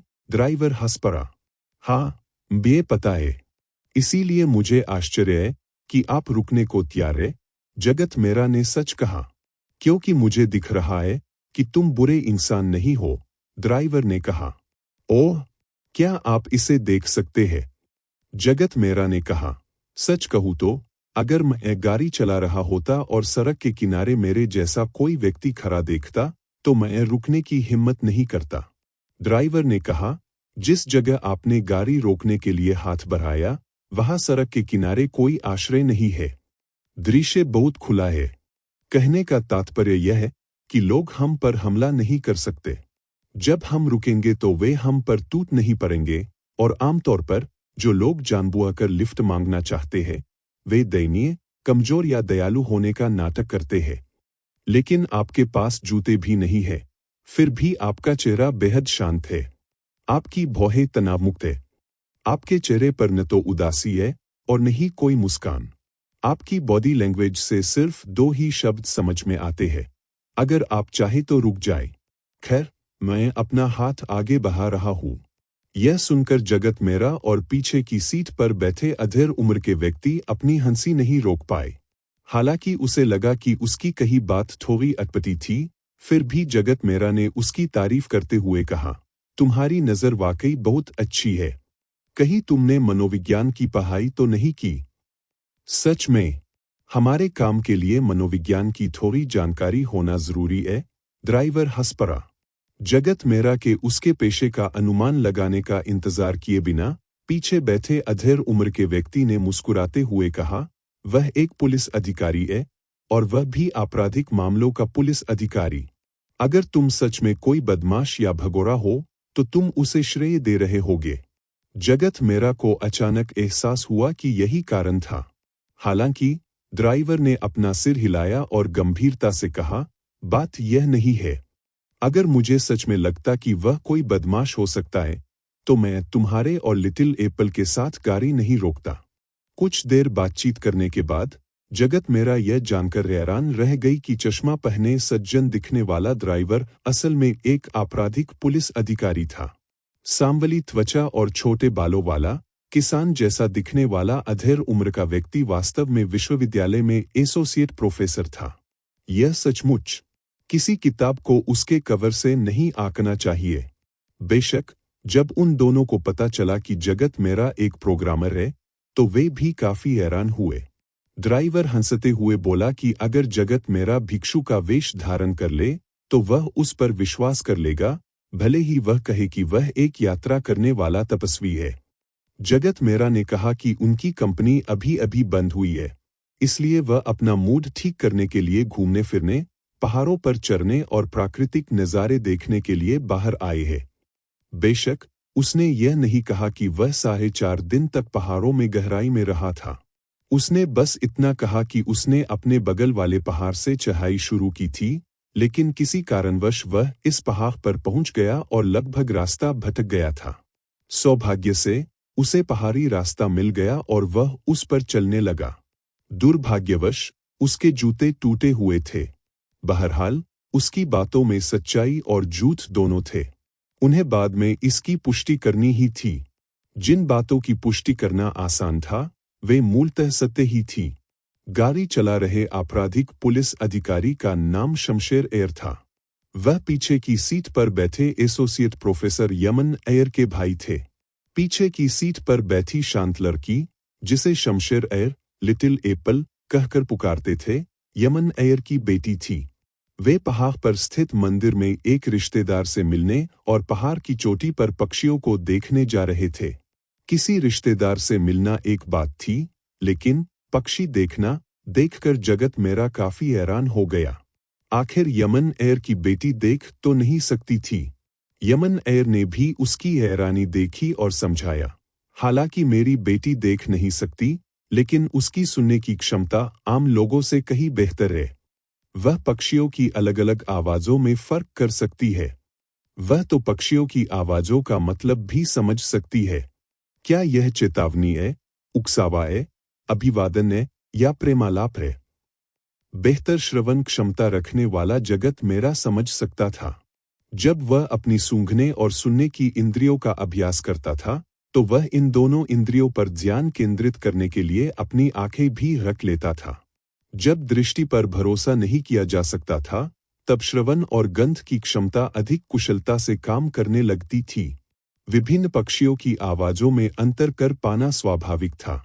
अगर उसे अभ्यास करने का समय मिले तो वह अब भी ऐसा कर सकता है। बेशक, उसे सूंघने की शक्ति की मदद मिलती थी, इसलिए उसके लिए प्रजातियों में अंतर करना आसान था। हालांकि यह लड़की पक्षियों की आवाज़ों से उनके इरादों को समझ सकती थी। यह वाकई बहुत प्रभावशाली था।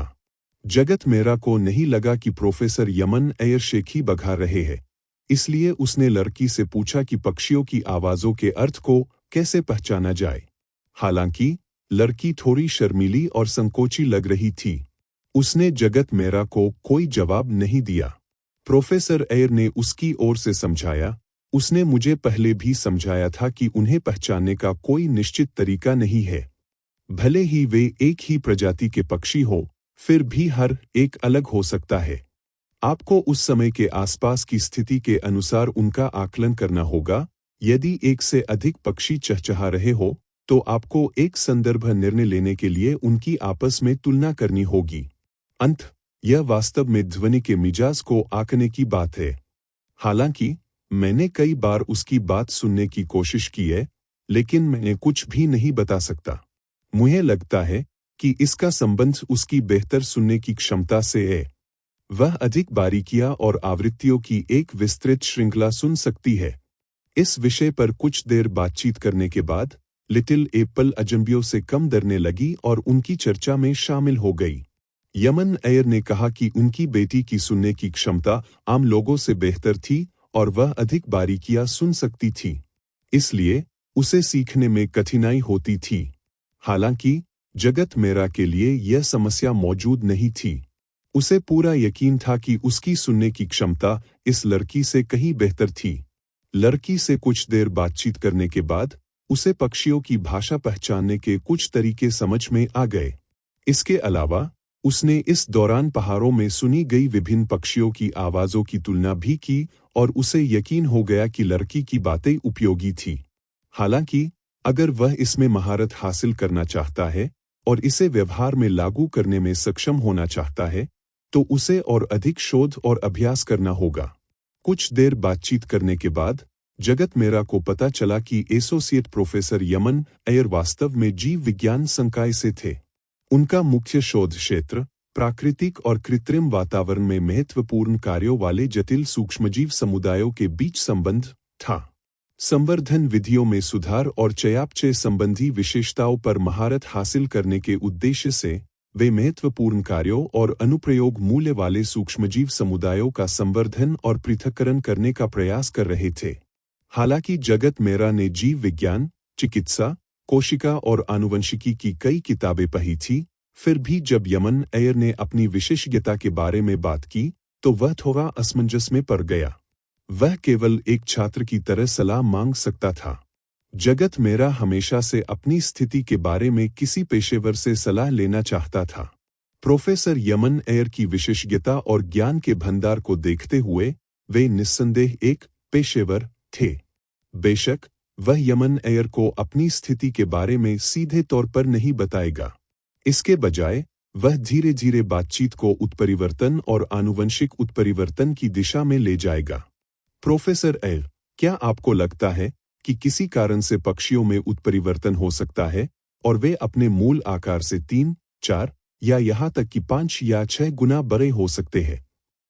क्या आप किसी एक व्यक्ति की बात कर रहे हैं या पूरी प्रजाति की? एक जीव जैसे उल्लू या गिद्ध? यह लगभग असंभव है। आपको समझना होगा कि अगर किसी का शरीर 3 से 4 गुना बड़ा हो जाए, तो उसका वजन 10 गुना से भी ज्यादा बढ़ सकता है। उसकी हड्डियां और मांसपेशियां इसे सहन नहीं कर पाएंगी। यमन एयर ने सिर हिलाया। अगर ऐसा कोई व्यक्ति प्रकट भी हो जाए, तो वह जीवित नहीं रह पाएगा जब तक इसके संपूर्ण शरीर की संरचना और ऊतकों की मजबूती में सुधार नहीं हो जाता। तब तक किसी व्यक्ति में होने वाले उत्परिवर्तन इतने व्यवस्थित और स्थिर नहीं होंगे। प्रोफेसर एयर, क्या आपको लगता है कि कुछ खास कारणों से मनुष्यों में उत्परिवर्तन संभव है? उदाहरण के लिए पाचन तंत्र में परिवर्तन और फिर ऊर्जा ग्रहण करने का तरीका बदल जाता है। मानव शरीर के अन्य अंग और ऊतक भी बदल जाएंगे और शरीर के कार्य बेहतर हो जाएंगे। क्या आप यह कहना चाह रहे हैं कि उत्परिवर्तन के बाद आपके पास महाशक्तियां आ गई है? यमन एयर अपनी हंसी नहीं रोक पाईं।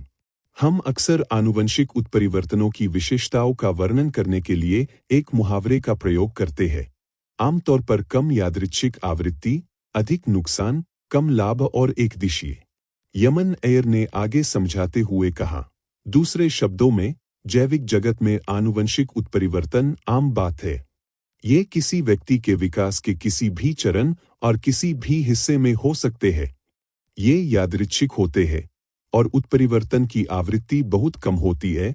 इसके अलावा उत्परिवर्तन आमतौर पर किसी व्यक्ति के लिए हानिकारक होते थे और बहुत कम ही लाभकारी होते थे। जहां तक एकदिशीय प्रकृति की बात है, यह एक से अधिक एलील के निर्माण को संदर्भित करता है। मानव शरीर एक सटीक, जटिल, स्थिर और व्यवस्थित प्रणाली है। किसी भी बदलाव से बुरे परिणाम हो सकते हैं। इसका सामान्य बाहरी लक्षण बीमारी या विकृति है। भाई मेरा, आप एक प्रोग्रामर हैं। यदि किसी परिष्कृत और जटिल बड़े पैमाने के प्रोग्राम, जैसे कि ऑपरेटिंग सिस्टम में कोई बग आ जाए, तो यह बग अच्छा होगा या बुरा? जगत मेरा ने थोड़ी देर सोचा और कहा, प्रोग्रामर या प्रशासकों के लिए बग निश्चित रूप से खराब होते हैं और उन्हें ठीक करने की आवश्यकता होती है। हालांकि कभी कभी बग उपयोगकर्ताओं के लिए लाभ भी ला सकते हैं। यमन अय्यर ने सिर हिलाया। देखो, बात ऐसी है, ज्यादातर समय यह बुरा ही होता है। कभी कभी कुछ विशेष परिस्थितियों में थोड़ी मात्रा में कीटाणु लाभ ला सकते हैं, लेकिन इससे पूरे शरीर के रहने का खतरा भी रहता है। उत्परिवर्तन के मामले में भी यही बात लागू होती है। यदि यह एक छोटा सा उत्परिवर्तन है, तो इसका पूरे मानव शरीर पर मामूली प्रभाव पड़ सकता है, या इससे कुछ लाभ या सुविधा मिल सकती है। उदाहरण के लिए, लैक्टोज सहनशीलता में उत्परिवर्तन एक वयस्क को लैक्टोज को विघटित करने वाले एंजाइम को स्रावित करने की अनुमति देता है, जिससे वे डेयरी उत्पादों का बेहतर और अधिक सहजता से आनंद ले सकते हैं। हालांकि यदि उत्परिवर्तन का व्यापक प्रभाव पड़ता है, तो इसके लाभों की तुलना में हानियां कहीं अधिक होगी। यहां तक कि इसका एक दुष्चक्र भी चल सकता है, जिससे संपूर्ण मानव प्रणाली ध्वस्त हो सकती है और यहां तक कि मृत्यु भी हो सकती है। भविष्य में ऐसे लोग हो सकते हैं जो जीन को संशोधित करके महामानवों को जन्म दे, लेकिन अभी फिल्मों और कॉमिक्स की तरह आकस्मिक उत्परिवर्तन पर निर्भर रहकर सुपरहीरो पैदा करना मूल रूप से असंभव है। दरअसल जगत मेरा ने इससे पहले जीव विज्ञान और जीन से संबंधित कई किताबें पढ़ी थी, इसलिए वह इन सब बातों से अवगत था। हालांकि उसके साथ और उस विशाल उल्लू के साथ जो कुछ हुआ था, उसके कारण वह पाठ्यपुस्तकों पर पूरी तरह से विश्वास नहीं कर सकता था। प्रोफेसर एल, क्या आपको लगता है कि वास्तव में प्रकृति में परिपक्व उत्परिवर्तन तंत्रों का एक पूरा समूह मौजूद है, लेकिन वे छिपे हुए हैं? कुछ मनुष्यों या अन्य जीवों के शरीर में तब तक छिपे रहते हैं जब तक कि कुछ निश्चित परिस्थितियां पूरी नहीं हो जाती, उसके बाद ही वे सक्रिय होते हैं। यमन अय्यर ने सिर हिलाया। आप जो कह रहे हैं वह पहले से ही रहस्यवाद की श्रेणी में आता है। साहित्यिक कृतियां, उपन्यास, फिल्में आदि सीधे तौर पर गढ़ी जा सकती है, बशर्ते कि उनमें तर्क का भाव हो। हालांकि विज्ञान प्रमाणों पर आधारित है। प्रमाणों के बिना आप बिना किसी आधार के निष्कर्ष नहीं निकाल सकते। जगत मेरा ने फिर पूछा, प्रोफेसर एयर, आप पिशाचों के बारे में क्या सोचते हैं? अगर आप मुझसे रेबीज या पोर्फायरिया के बारे में पूछेंगे, तो मैं इसके बारे में बात कर सकता हूँ। आखिरकार इसके मामले, पैथोलॉजिकल अध्ययन और विभिन्न दस्तावेज मौजूद है। हालांकि पिशाच, ज़ॉम्बी आदि मूलतः सुपरहीरो के समान ही है। वे साहित्यिक कृतियों और लोककथाओं में मौजूद है। उनके वास्तविकता में प्रकट होने का कोई ठोस प्रमाण नहीं है, इसलिए हम उनके बारे में केवल साहित्यिक दृष्टिकोण से बात कर सकते हैं, वैज्ञानिक दृष्टिकोण से नहीं। खैर, मुझे night visit to the vampire और 400 ईयर्स ऑफ लव ज्यादा पसंद है। यमन अय्यर हंसे। जगत मेरा पीछे मुड़कर यमन अय्यर का कॉलर पकड़ना चाहता था। वह उस पर चिल्लाना चाहता था, मैं पिशाच हूं, मैं यार सबूत हूं। हालांकि यह महज एक विचार था। वह निश्चित रूप से अपना रहस्य किसी ऐसे व्यक्ति को नहीं बताएगा जिससे वह पहली बार मिल रहा हो। दरअसल वे पहाड़ की तलहटी तक पहुंच चुके थे, लेकिन शमशेर एयर ने देखा कि वे तीनों गर्मागर्म बहस कर रहे थे। असल में यह बहस मुख्य रूप से जगत मेरा और यमन अय्यर के बीच हो रही थी, इसलिए उसने जगत मेरा को शहर के बस स्टेशन तक छोड़ दिया। वैसे भी उन्हें शहर वापस जाना ही था। वे रास्ते भर बातचीत जारी रख सकते थे। बस स्टेशन पहुंचने के बाद जगत मेहरा ने यमन अय्यर, शमशेर एयर और लिटिल एप्पल के साथ व्हाट्सएप पर बातचीत की और फिर अलविदा कहने के लिए बस से उतर गया। टिकट हॉल में प्रवेश करते हुए जगत मेहरा की पीठ को देखते हुए यमन अय्यर ने अपना सिर हिलाया और आ भरी। मुझे उम्मीद नहीं थी कि भाई जगत 30 साल के होने के बावजूद सुपरहीरो के प्रति इतने जुनूनी होगे। वैसे लिटिल एप्पल, तुमने पहले जिस शब्द का जिक्र किया था उसका क्या मतलब है? 2 कितना होता है? चुनीबियो, लिटिल एप्पल ने सिर हिलाया। अंकल, जगत चुनीबियो नहीं है। ऐसा लगता है कि वह पापा से सुपरहीरो और वैम्पायर के सिद्धांतों को सुनना चाहते हैं। यह कैसे संभव है? यमन एयर हंस पड़ी। गाड़ी चला रहे शमशेर एयर ने अचानक कहा, भाई मेरा के पैर बहुत गंदे हैं। थोड़ी देर रुककर उन्होंने आगे कहा, बहुत गंदे।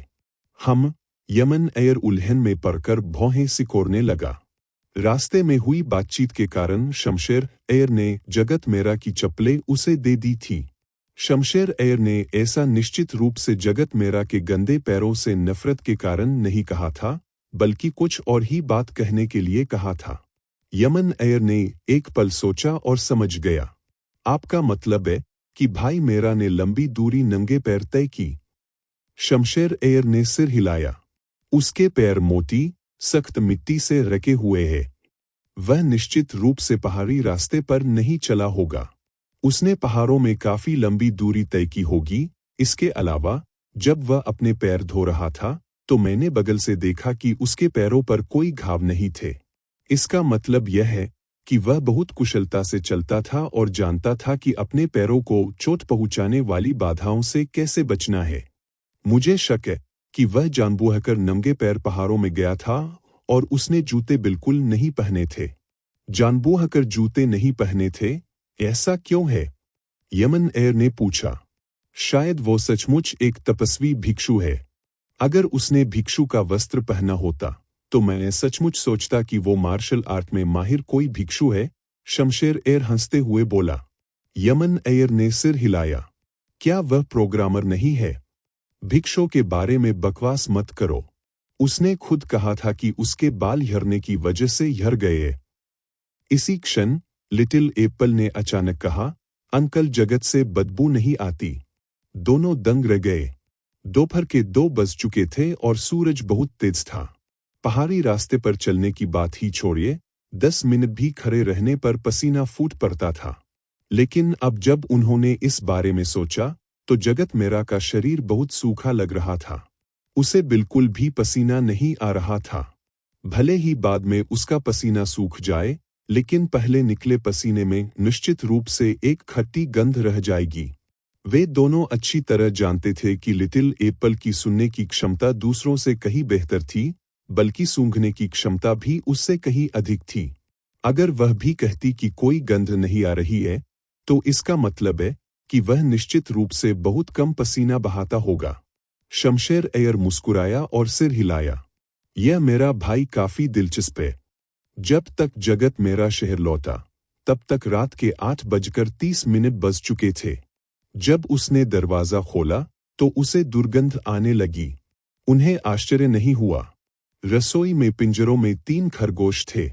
पिछले 5 दिनों से किसी ने भी उनकी गंदगी साफ नहीं की थी, इसलिए उनमें बदबू आना स्वाभाविक था। जगत मेरा ने रसोई में हवा आने जाने के लिए दरवाजे और खिड़कियां खोल दी। फिर उसने पिंजरों में बंद खरगोशों को देखा। जाने से पहले उसने फ्रिज में रखी सारी सब्जियां पिंजरों में भर दी और सिंक को पानी से भर दिया। सब्जियां कितने दिन चलेंगी और वह कब तक वापस आएगा, इस बारे में सोचने के लिए उसके पास समय या ऊर्जा नहीं थी। वह भोजन उगा रहा था, पालतू जानवर नहीं। पहले तो उसे लगा कि खरगोश मर चुके हैं। उसे यह उम्मीद नहीं थी कि तीनों खरगोश देखने में मरणासन लग रहे थे, लेकिन वास्तव में वे अभी भी दृढ़ता से जीवित थे। जगत मेरा एक पल के लिए हिचकिचाया। उसने सोचा कि क्या उसे तीनों खरगोशों को मारकर उनका खून पी लेना चाहिए, लेकिन सोचने के बाद उसने अपने नियमित कार्यक्रम का पालन करने का फैसला किया। इसके अलावा उन्होंने कुछ प्रयोग करने की योजना बनाई थी। कुछ चीजें थी जिन्हें उन्हें पहले से तैयार करना था, लेकिन वे तैयार नहीं थी। इसलिए जगत मेरा ने खरगोशों के पिंजरे साफ करने में उनकी मदद की। फिर उसने फ्रिज में तलाशी ली और पिछले किराएदार द्वारा छोड़ा गया एक सेब मिला। उसे नहीं पता था कि वह कितने समय से वहां था।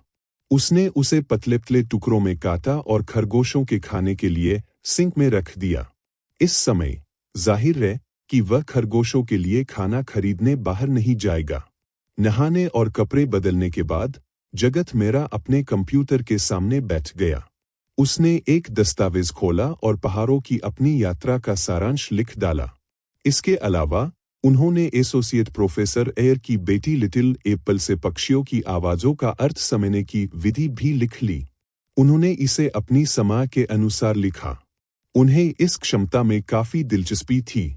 उन्हें यह भी लगता था कि उनकी उत्कृष्ट श्रवण शक्ति के कारण उनके लिए इसे सीखना आसान होना चाहिए। हालांकि उनकी रुचि एसोसिएट प्रोफेसर एयर में अधिक थी। हालांकि एसोसिएट प्रोफेसर एयर ने जगत मेरा के उत्परिवर्तन और पिशाचों के विषय को गंभीरता से नहीं लिया, लेकिन उनका इस पर गहराई से चर्चा करने का कोई इरादा भी नहीं था। हालांकि एसोसिएट प्रोफेसर एयर की पेशेवर पृष्ठभूमि और कार्य वातावरण को देखते हुए वे वास्तव में वही व्यक्ति थे जिनसे जगत मेरा संपर्क कर सकता था। वे ही सबसे संभावित और सक्षम व्यक्ति थे जो निजी तौर पर उसके उत्परिवर्तन के कारण का पता लगाने में उसकी मदद कर सकते थे। बेशक यह महज एक संभावना थी। जगत मेरा जाहिर तौर पर एसोसिएट प्रोफेसर एयर को कोई जानकारी नहीं देगा। वह थोड़े समय के लिए उनसे संपर्क भी नहीं करेगा।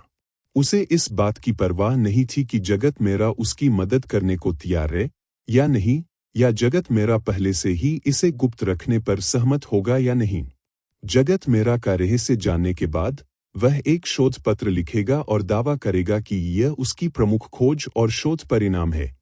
जगत मेरा कभी भी अपनी सुरक्षा को किसी और के नैतिक मापदंड पर नहीं रखेगा जब तक कि कोई गहरा भावनात्मक आधार न हो या वे किसी साया हित से प्रेरित न हो। सामान्य तौर पर कहें तो पहाड़ों की यह यात्रा, पूरा पहाड़ यह खून से लथपथ था। इसके अलावा पहाड़ों में बिताए गए 4.5 दिन एक प्रकार का व्यापक प्रशिक्षण था। इससे उसे विशाल उल्लू के रक्त से प्राप्त क्षमता को समझने और उससे परिचित होने में बहुत मदद मिली। हालांकि कुछ अफसोस भी थे। इस यात्रा का मुख्य उद्देश्य विशाल उल्लू के उत्परिवर्तन का कारण और सुराग खोजना था। दूसरा, अन्य उत्परिवर्तित जीवों को खोजना था। और अंत में यह पता लगाना था कि उल्लू ने अपना प्राकृतिक आवास छोड़कर शहरी क्षेत्र में प्रवेश क्यों किया। जगत मेरा को लगा कि पहले 2 बिंदुओं पर कोई परिणाम न मिलना स्वाभाविक था। हालांकि तीसरे बिंदु पर उन्हें कोई ठोस सुराग नहीं मिला। इससे उन्हें थोड़ी बिकी हुई। इस उल्लू को मौसमी प्रवास की कोई आवश्यकता नहीं थी। आमतौर पर यह आसानी से अपने परिचित क्षेत्र को छोड़कर 200-300 किलोमीटर दूर किसी ऐसे स्थान पर नहीं जाता था जहां मनुष्य रहते हो। उस पहाड़ी जंगल में उसके लिए कोई प्राकृतिक शत्रु होना असंभव था। वहां न तो बाघ थे और न ही शेर। अगर होते भी तो वे उल्लू से डरते। इसके अलावा उल्लू के व्यवहार और आदतों के साथ साथ जगत मेरा द्वारा प्राप्त स्मृति चित्रों से यह स्पष्ट था कि मनुष्य उसके लिए खतरनाक थे। जब वह किसी ऐसे स्थान पर आता जहां मनुष्य रहते थे, तो वह मनुष्यों से बचने और पकड़े जाने से बचने की पूरी कोशिश करता था। यहाँ तक कि वह अपने द्वारा मारे गए शिकार के शवों को जानबूझकर ठिकाने लगा देता था ताकि उसका खून पी सके। इस मामले में इसका किसी बड़े शहर के पास प्रकट होना बहुत ही असामान्य था।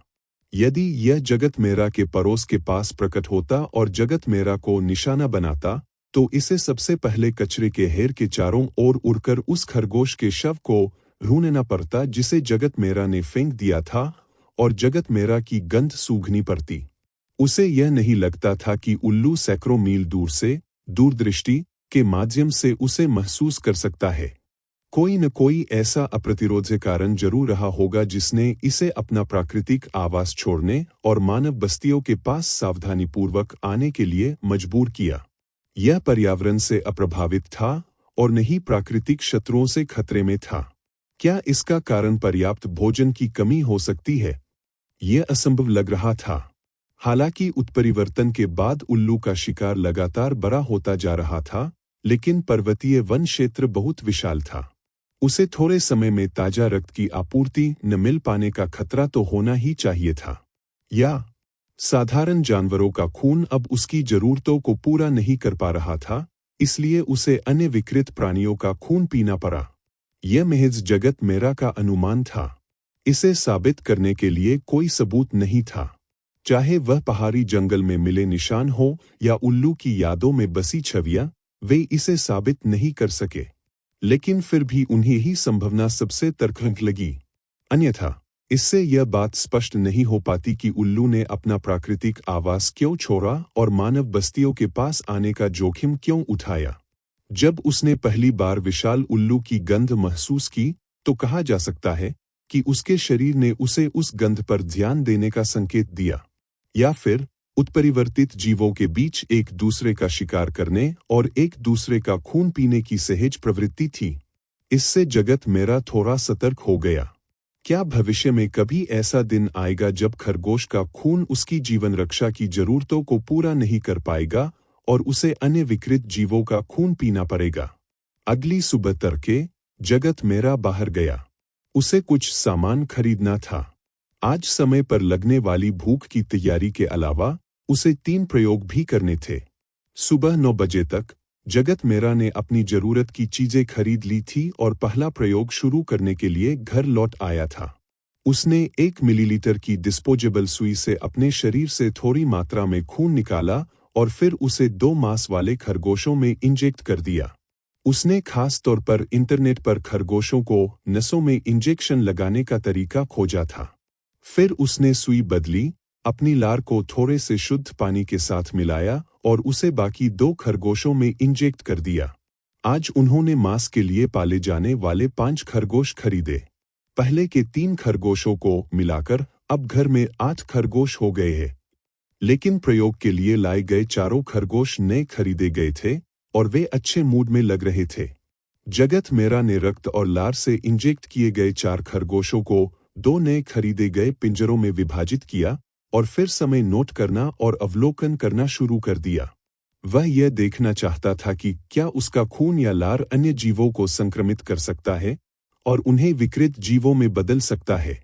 आखिरकार फिल्मों और साहित्य में पिशाचों द्वारा काटे जाने के बाद यदि वे मरते नहीं हैं, तो वे पिशाच में परिवर्तित हो जाते हैं। स्वाभाविक रूप से वह खरगोशों को नहीं काटेगा, लेकिन अगर काटे जाने की घटना को आत्मसात किया जा सकता है, तो सीधे रक्तवाहिकाओं में लार और रक्त इंजेक्ट करना भी कारगर होगा। लेकिन आधे घंटे तक अवलोकन करने के बाद 4 खरगोशों में कोई खास बदलाव नहीं दिखा, सिवाय इसके कि वे थोड़े डरे हुए और मुरझाए हुए लग रहे थे।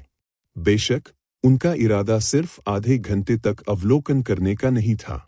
उसने अपने द्वारा खरीदे गए सस्ते कैमरे को दोनों पिंजरों की ओर किया, फिर उसे कंप्यूटर से जोड़ा और वीडियो रिकॉर्ड करना शुरू कर दिया। वह लंबे समय तक अवलोकन और रिकॉर्डिंग करने के लिए तैयार था। फिर जगत मेरा ने खरगोशों को नजरअंदाज कर दिया और दूसरे प्रयोग की तैयारी शुरू कर दी। उसने अपने सामने मेज पर 4 कांच के बर्तन और उनके साथ मेल खाने वाले 4 ढक्कन रख दिए। जगत मेरा को 4 कंटेनर भरने और उन्हें प्लग इन करने में 1 मिनट से अधिक समय लगा। फिर उसने अपना फोन सेट किया और रिकॉर्डिंग शुरू कर दी। पहले कांच के बर्तन X001 में 20 मिलीलीटर से अधिक रक्त था। दूसरे कंटेनर R001 में मांस का एक छोटा टुकड़ा था जिसका वजन लगभग 3 या 4 ग्राम था। तीसरे कंटेनर K001 में मुंह भर लार थी। चौथे कंटेनर T001 की सावधानीपूर्वक जांच करनी पड़ी ताकि उसमें काले बालों का एक गुच्छा मिल सके। वह पैर के बालों का एक गुच्छा था। इन 4 वस्तुओं में एक बात समान थी, वे सभी जगत मेरा के शरीर से आई थी।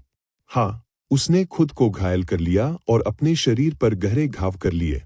इस बार उसने सीधे अपनी जांघ काट ली और पिछली बार की तुलना में मांस का एक बड़ा टुकड़ा काट लिया। तर्कसंगत रूप से देखा जाए तो विशाल उल्लू से लड़ते समय जगत मेरा की चोट उस छोटी सी चोट से कहीं अधिक गंभीर थी, जब उसे मांस का एक छोटा सा टुकड़ा ही कटा था। अगर वह कोई साधारण व्यक्ति होता तो अब तक मर चुका होता, लेकिन शायद उस समय उसने खुद पर ध्यान नहीं दिया था, इसलिए उसके शरीर में एड्रेनालाइन स्रावित हुआ और उसे अब की तुलना में बहुत कम दर्द हुआ। दांतों से काटकर मांस का टुकड़ा अलग करने के बाद जगत मेरा के गालों की मांसपेशियां अनियंत्रित रूप से फरकने लगीं। उसने मन ही मन खुद को मूर्ख समझा, लेकिन फिर भी उसे वही करना था जो उसे करना आवश्यक था। दर्द जल्दी आया और जल्दी चला गया। उसने तुरंत अपना ध्यान कांच के बर्तनों पर केंद्रित किया। पहले जब वह अपने घाव के ठीक होने की गति का परीक्षण कर रहा था, तो उसने अपनी छोटी उंगली के पेच से चावल के दाने के आकार का मांस का एक टुकड़ा काट लिया। परिणामस्वरूप वह टुकड़ा कुछ ही समय में चूर्ण में बदल गया। इससे उसे यह भी पता चला कि कुछ समय बाद जब उसके शरीर से रक्त निकल जाता था, तो ठीक यही प्रक्रिया दोहराई जाती थी।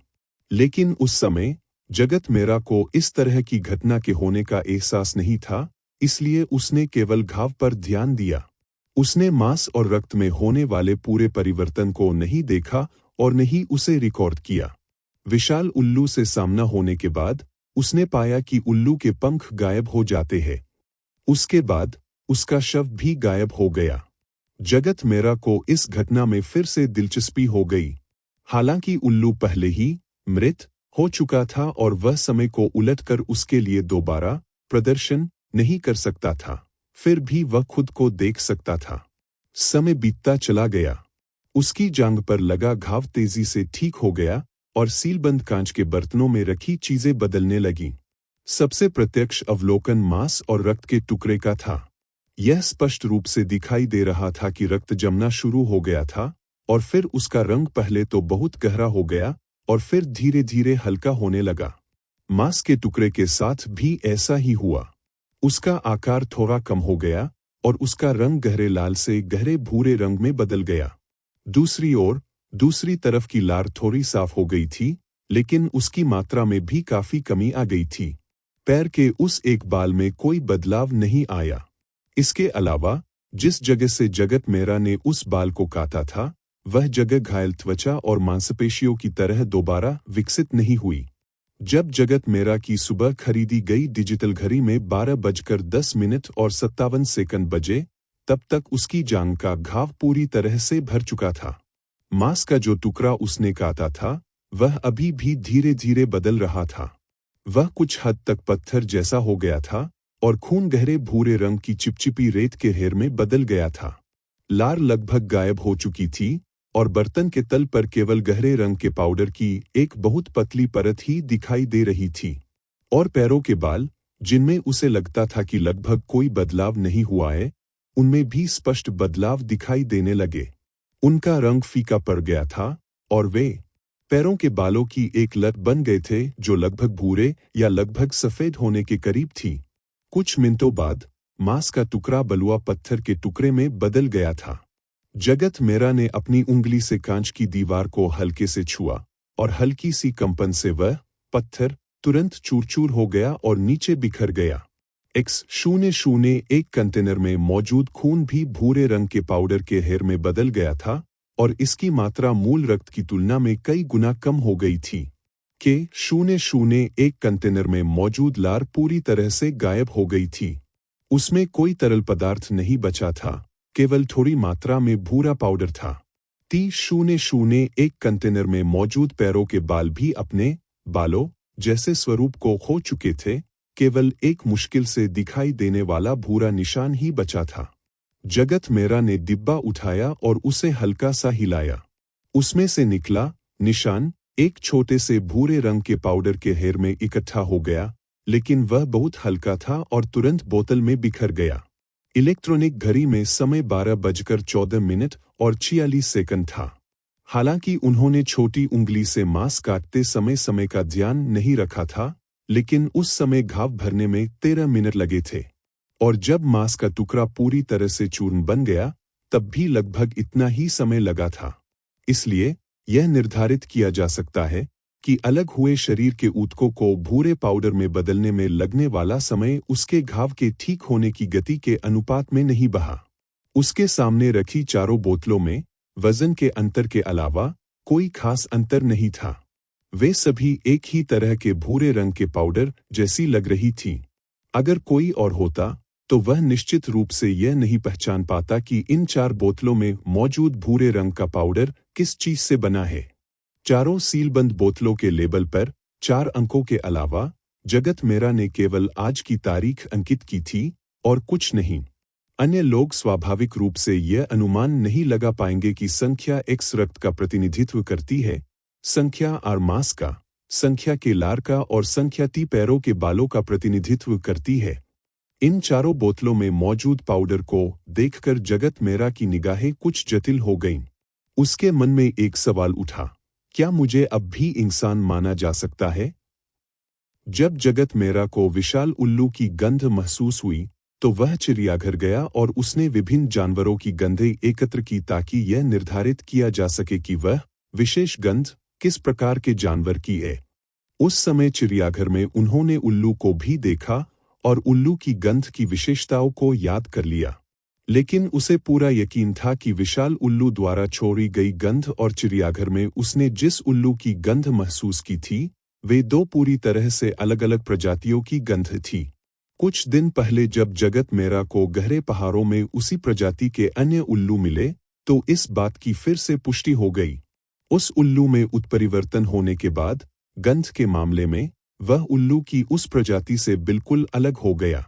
शायद इतने सारे उत्परिवर्तनों के बाद मैं इंसान होने से और भी दूर होता जा रहा हूँ। हालांकि यह कुछ हद तक जटिल और अजीब भावना कुछ ही सेकंड के लिए बनी रही और फिर जगत मेरा ने इसे अपने मन से निकाल दिया। उसके शरीर में कोई विकृत अंग नहीं थे, नहीं उसका शरीर इतना सड़ा हुआ या बीमार था कि वह बिस्तर से उठ न सके। इसके बजाय उसके शारीरिक कार्य बहुत बेहतर हो गए थे। अगर उसे अब भी आत्मदया की भावना होती तो यह दिखावा ही होता।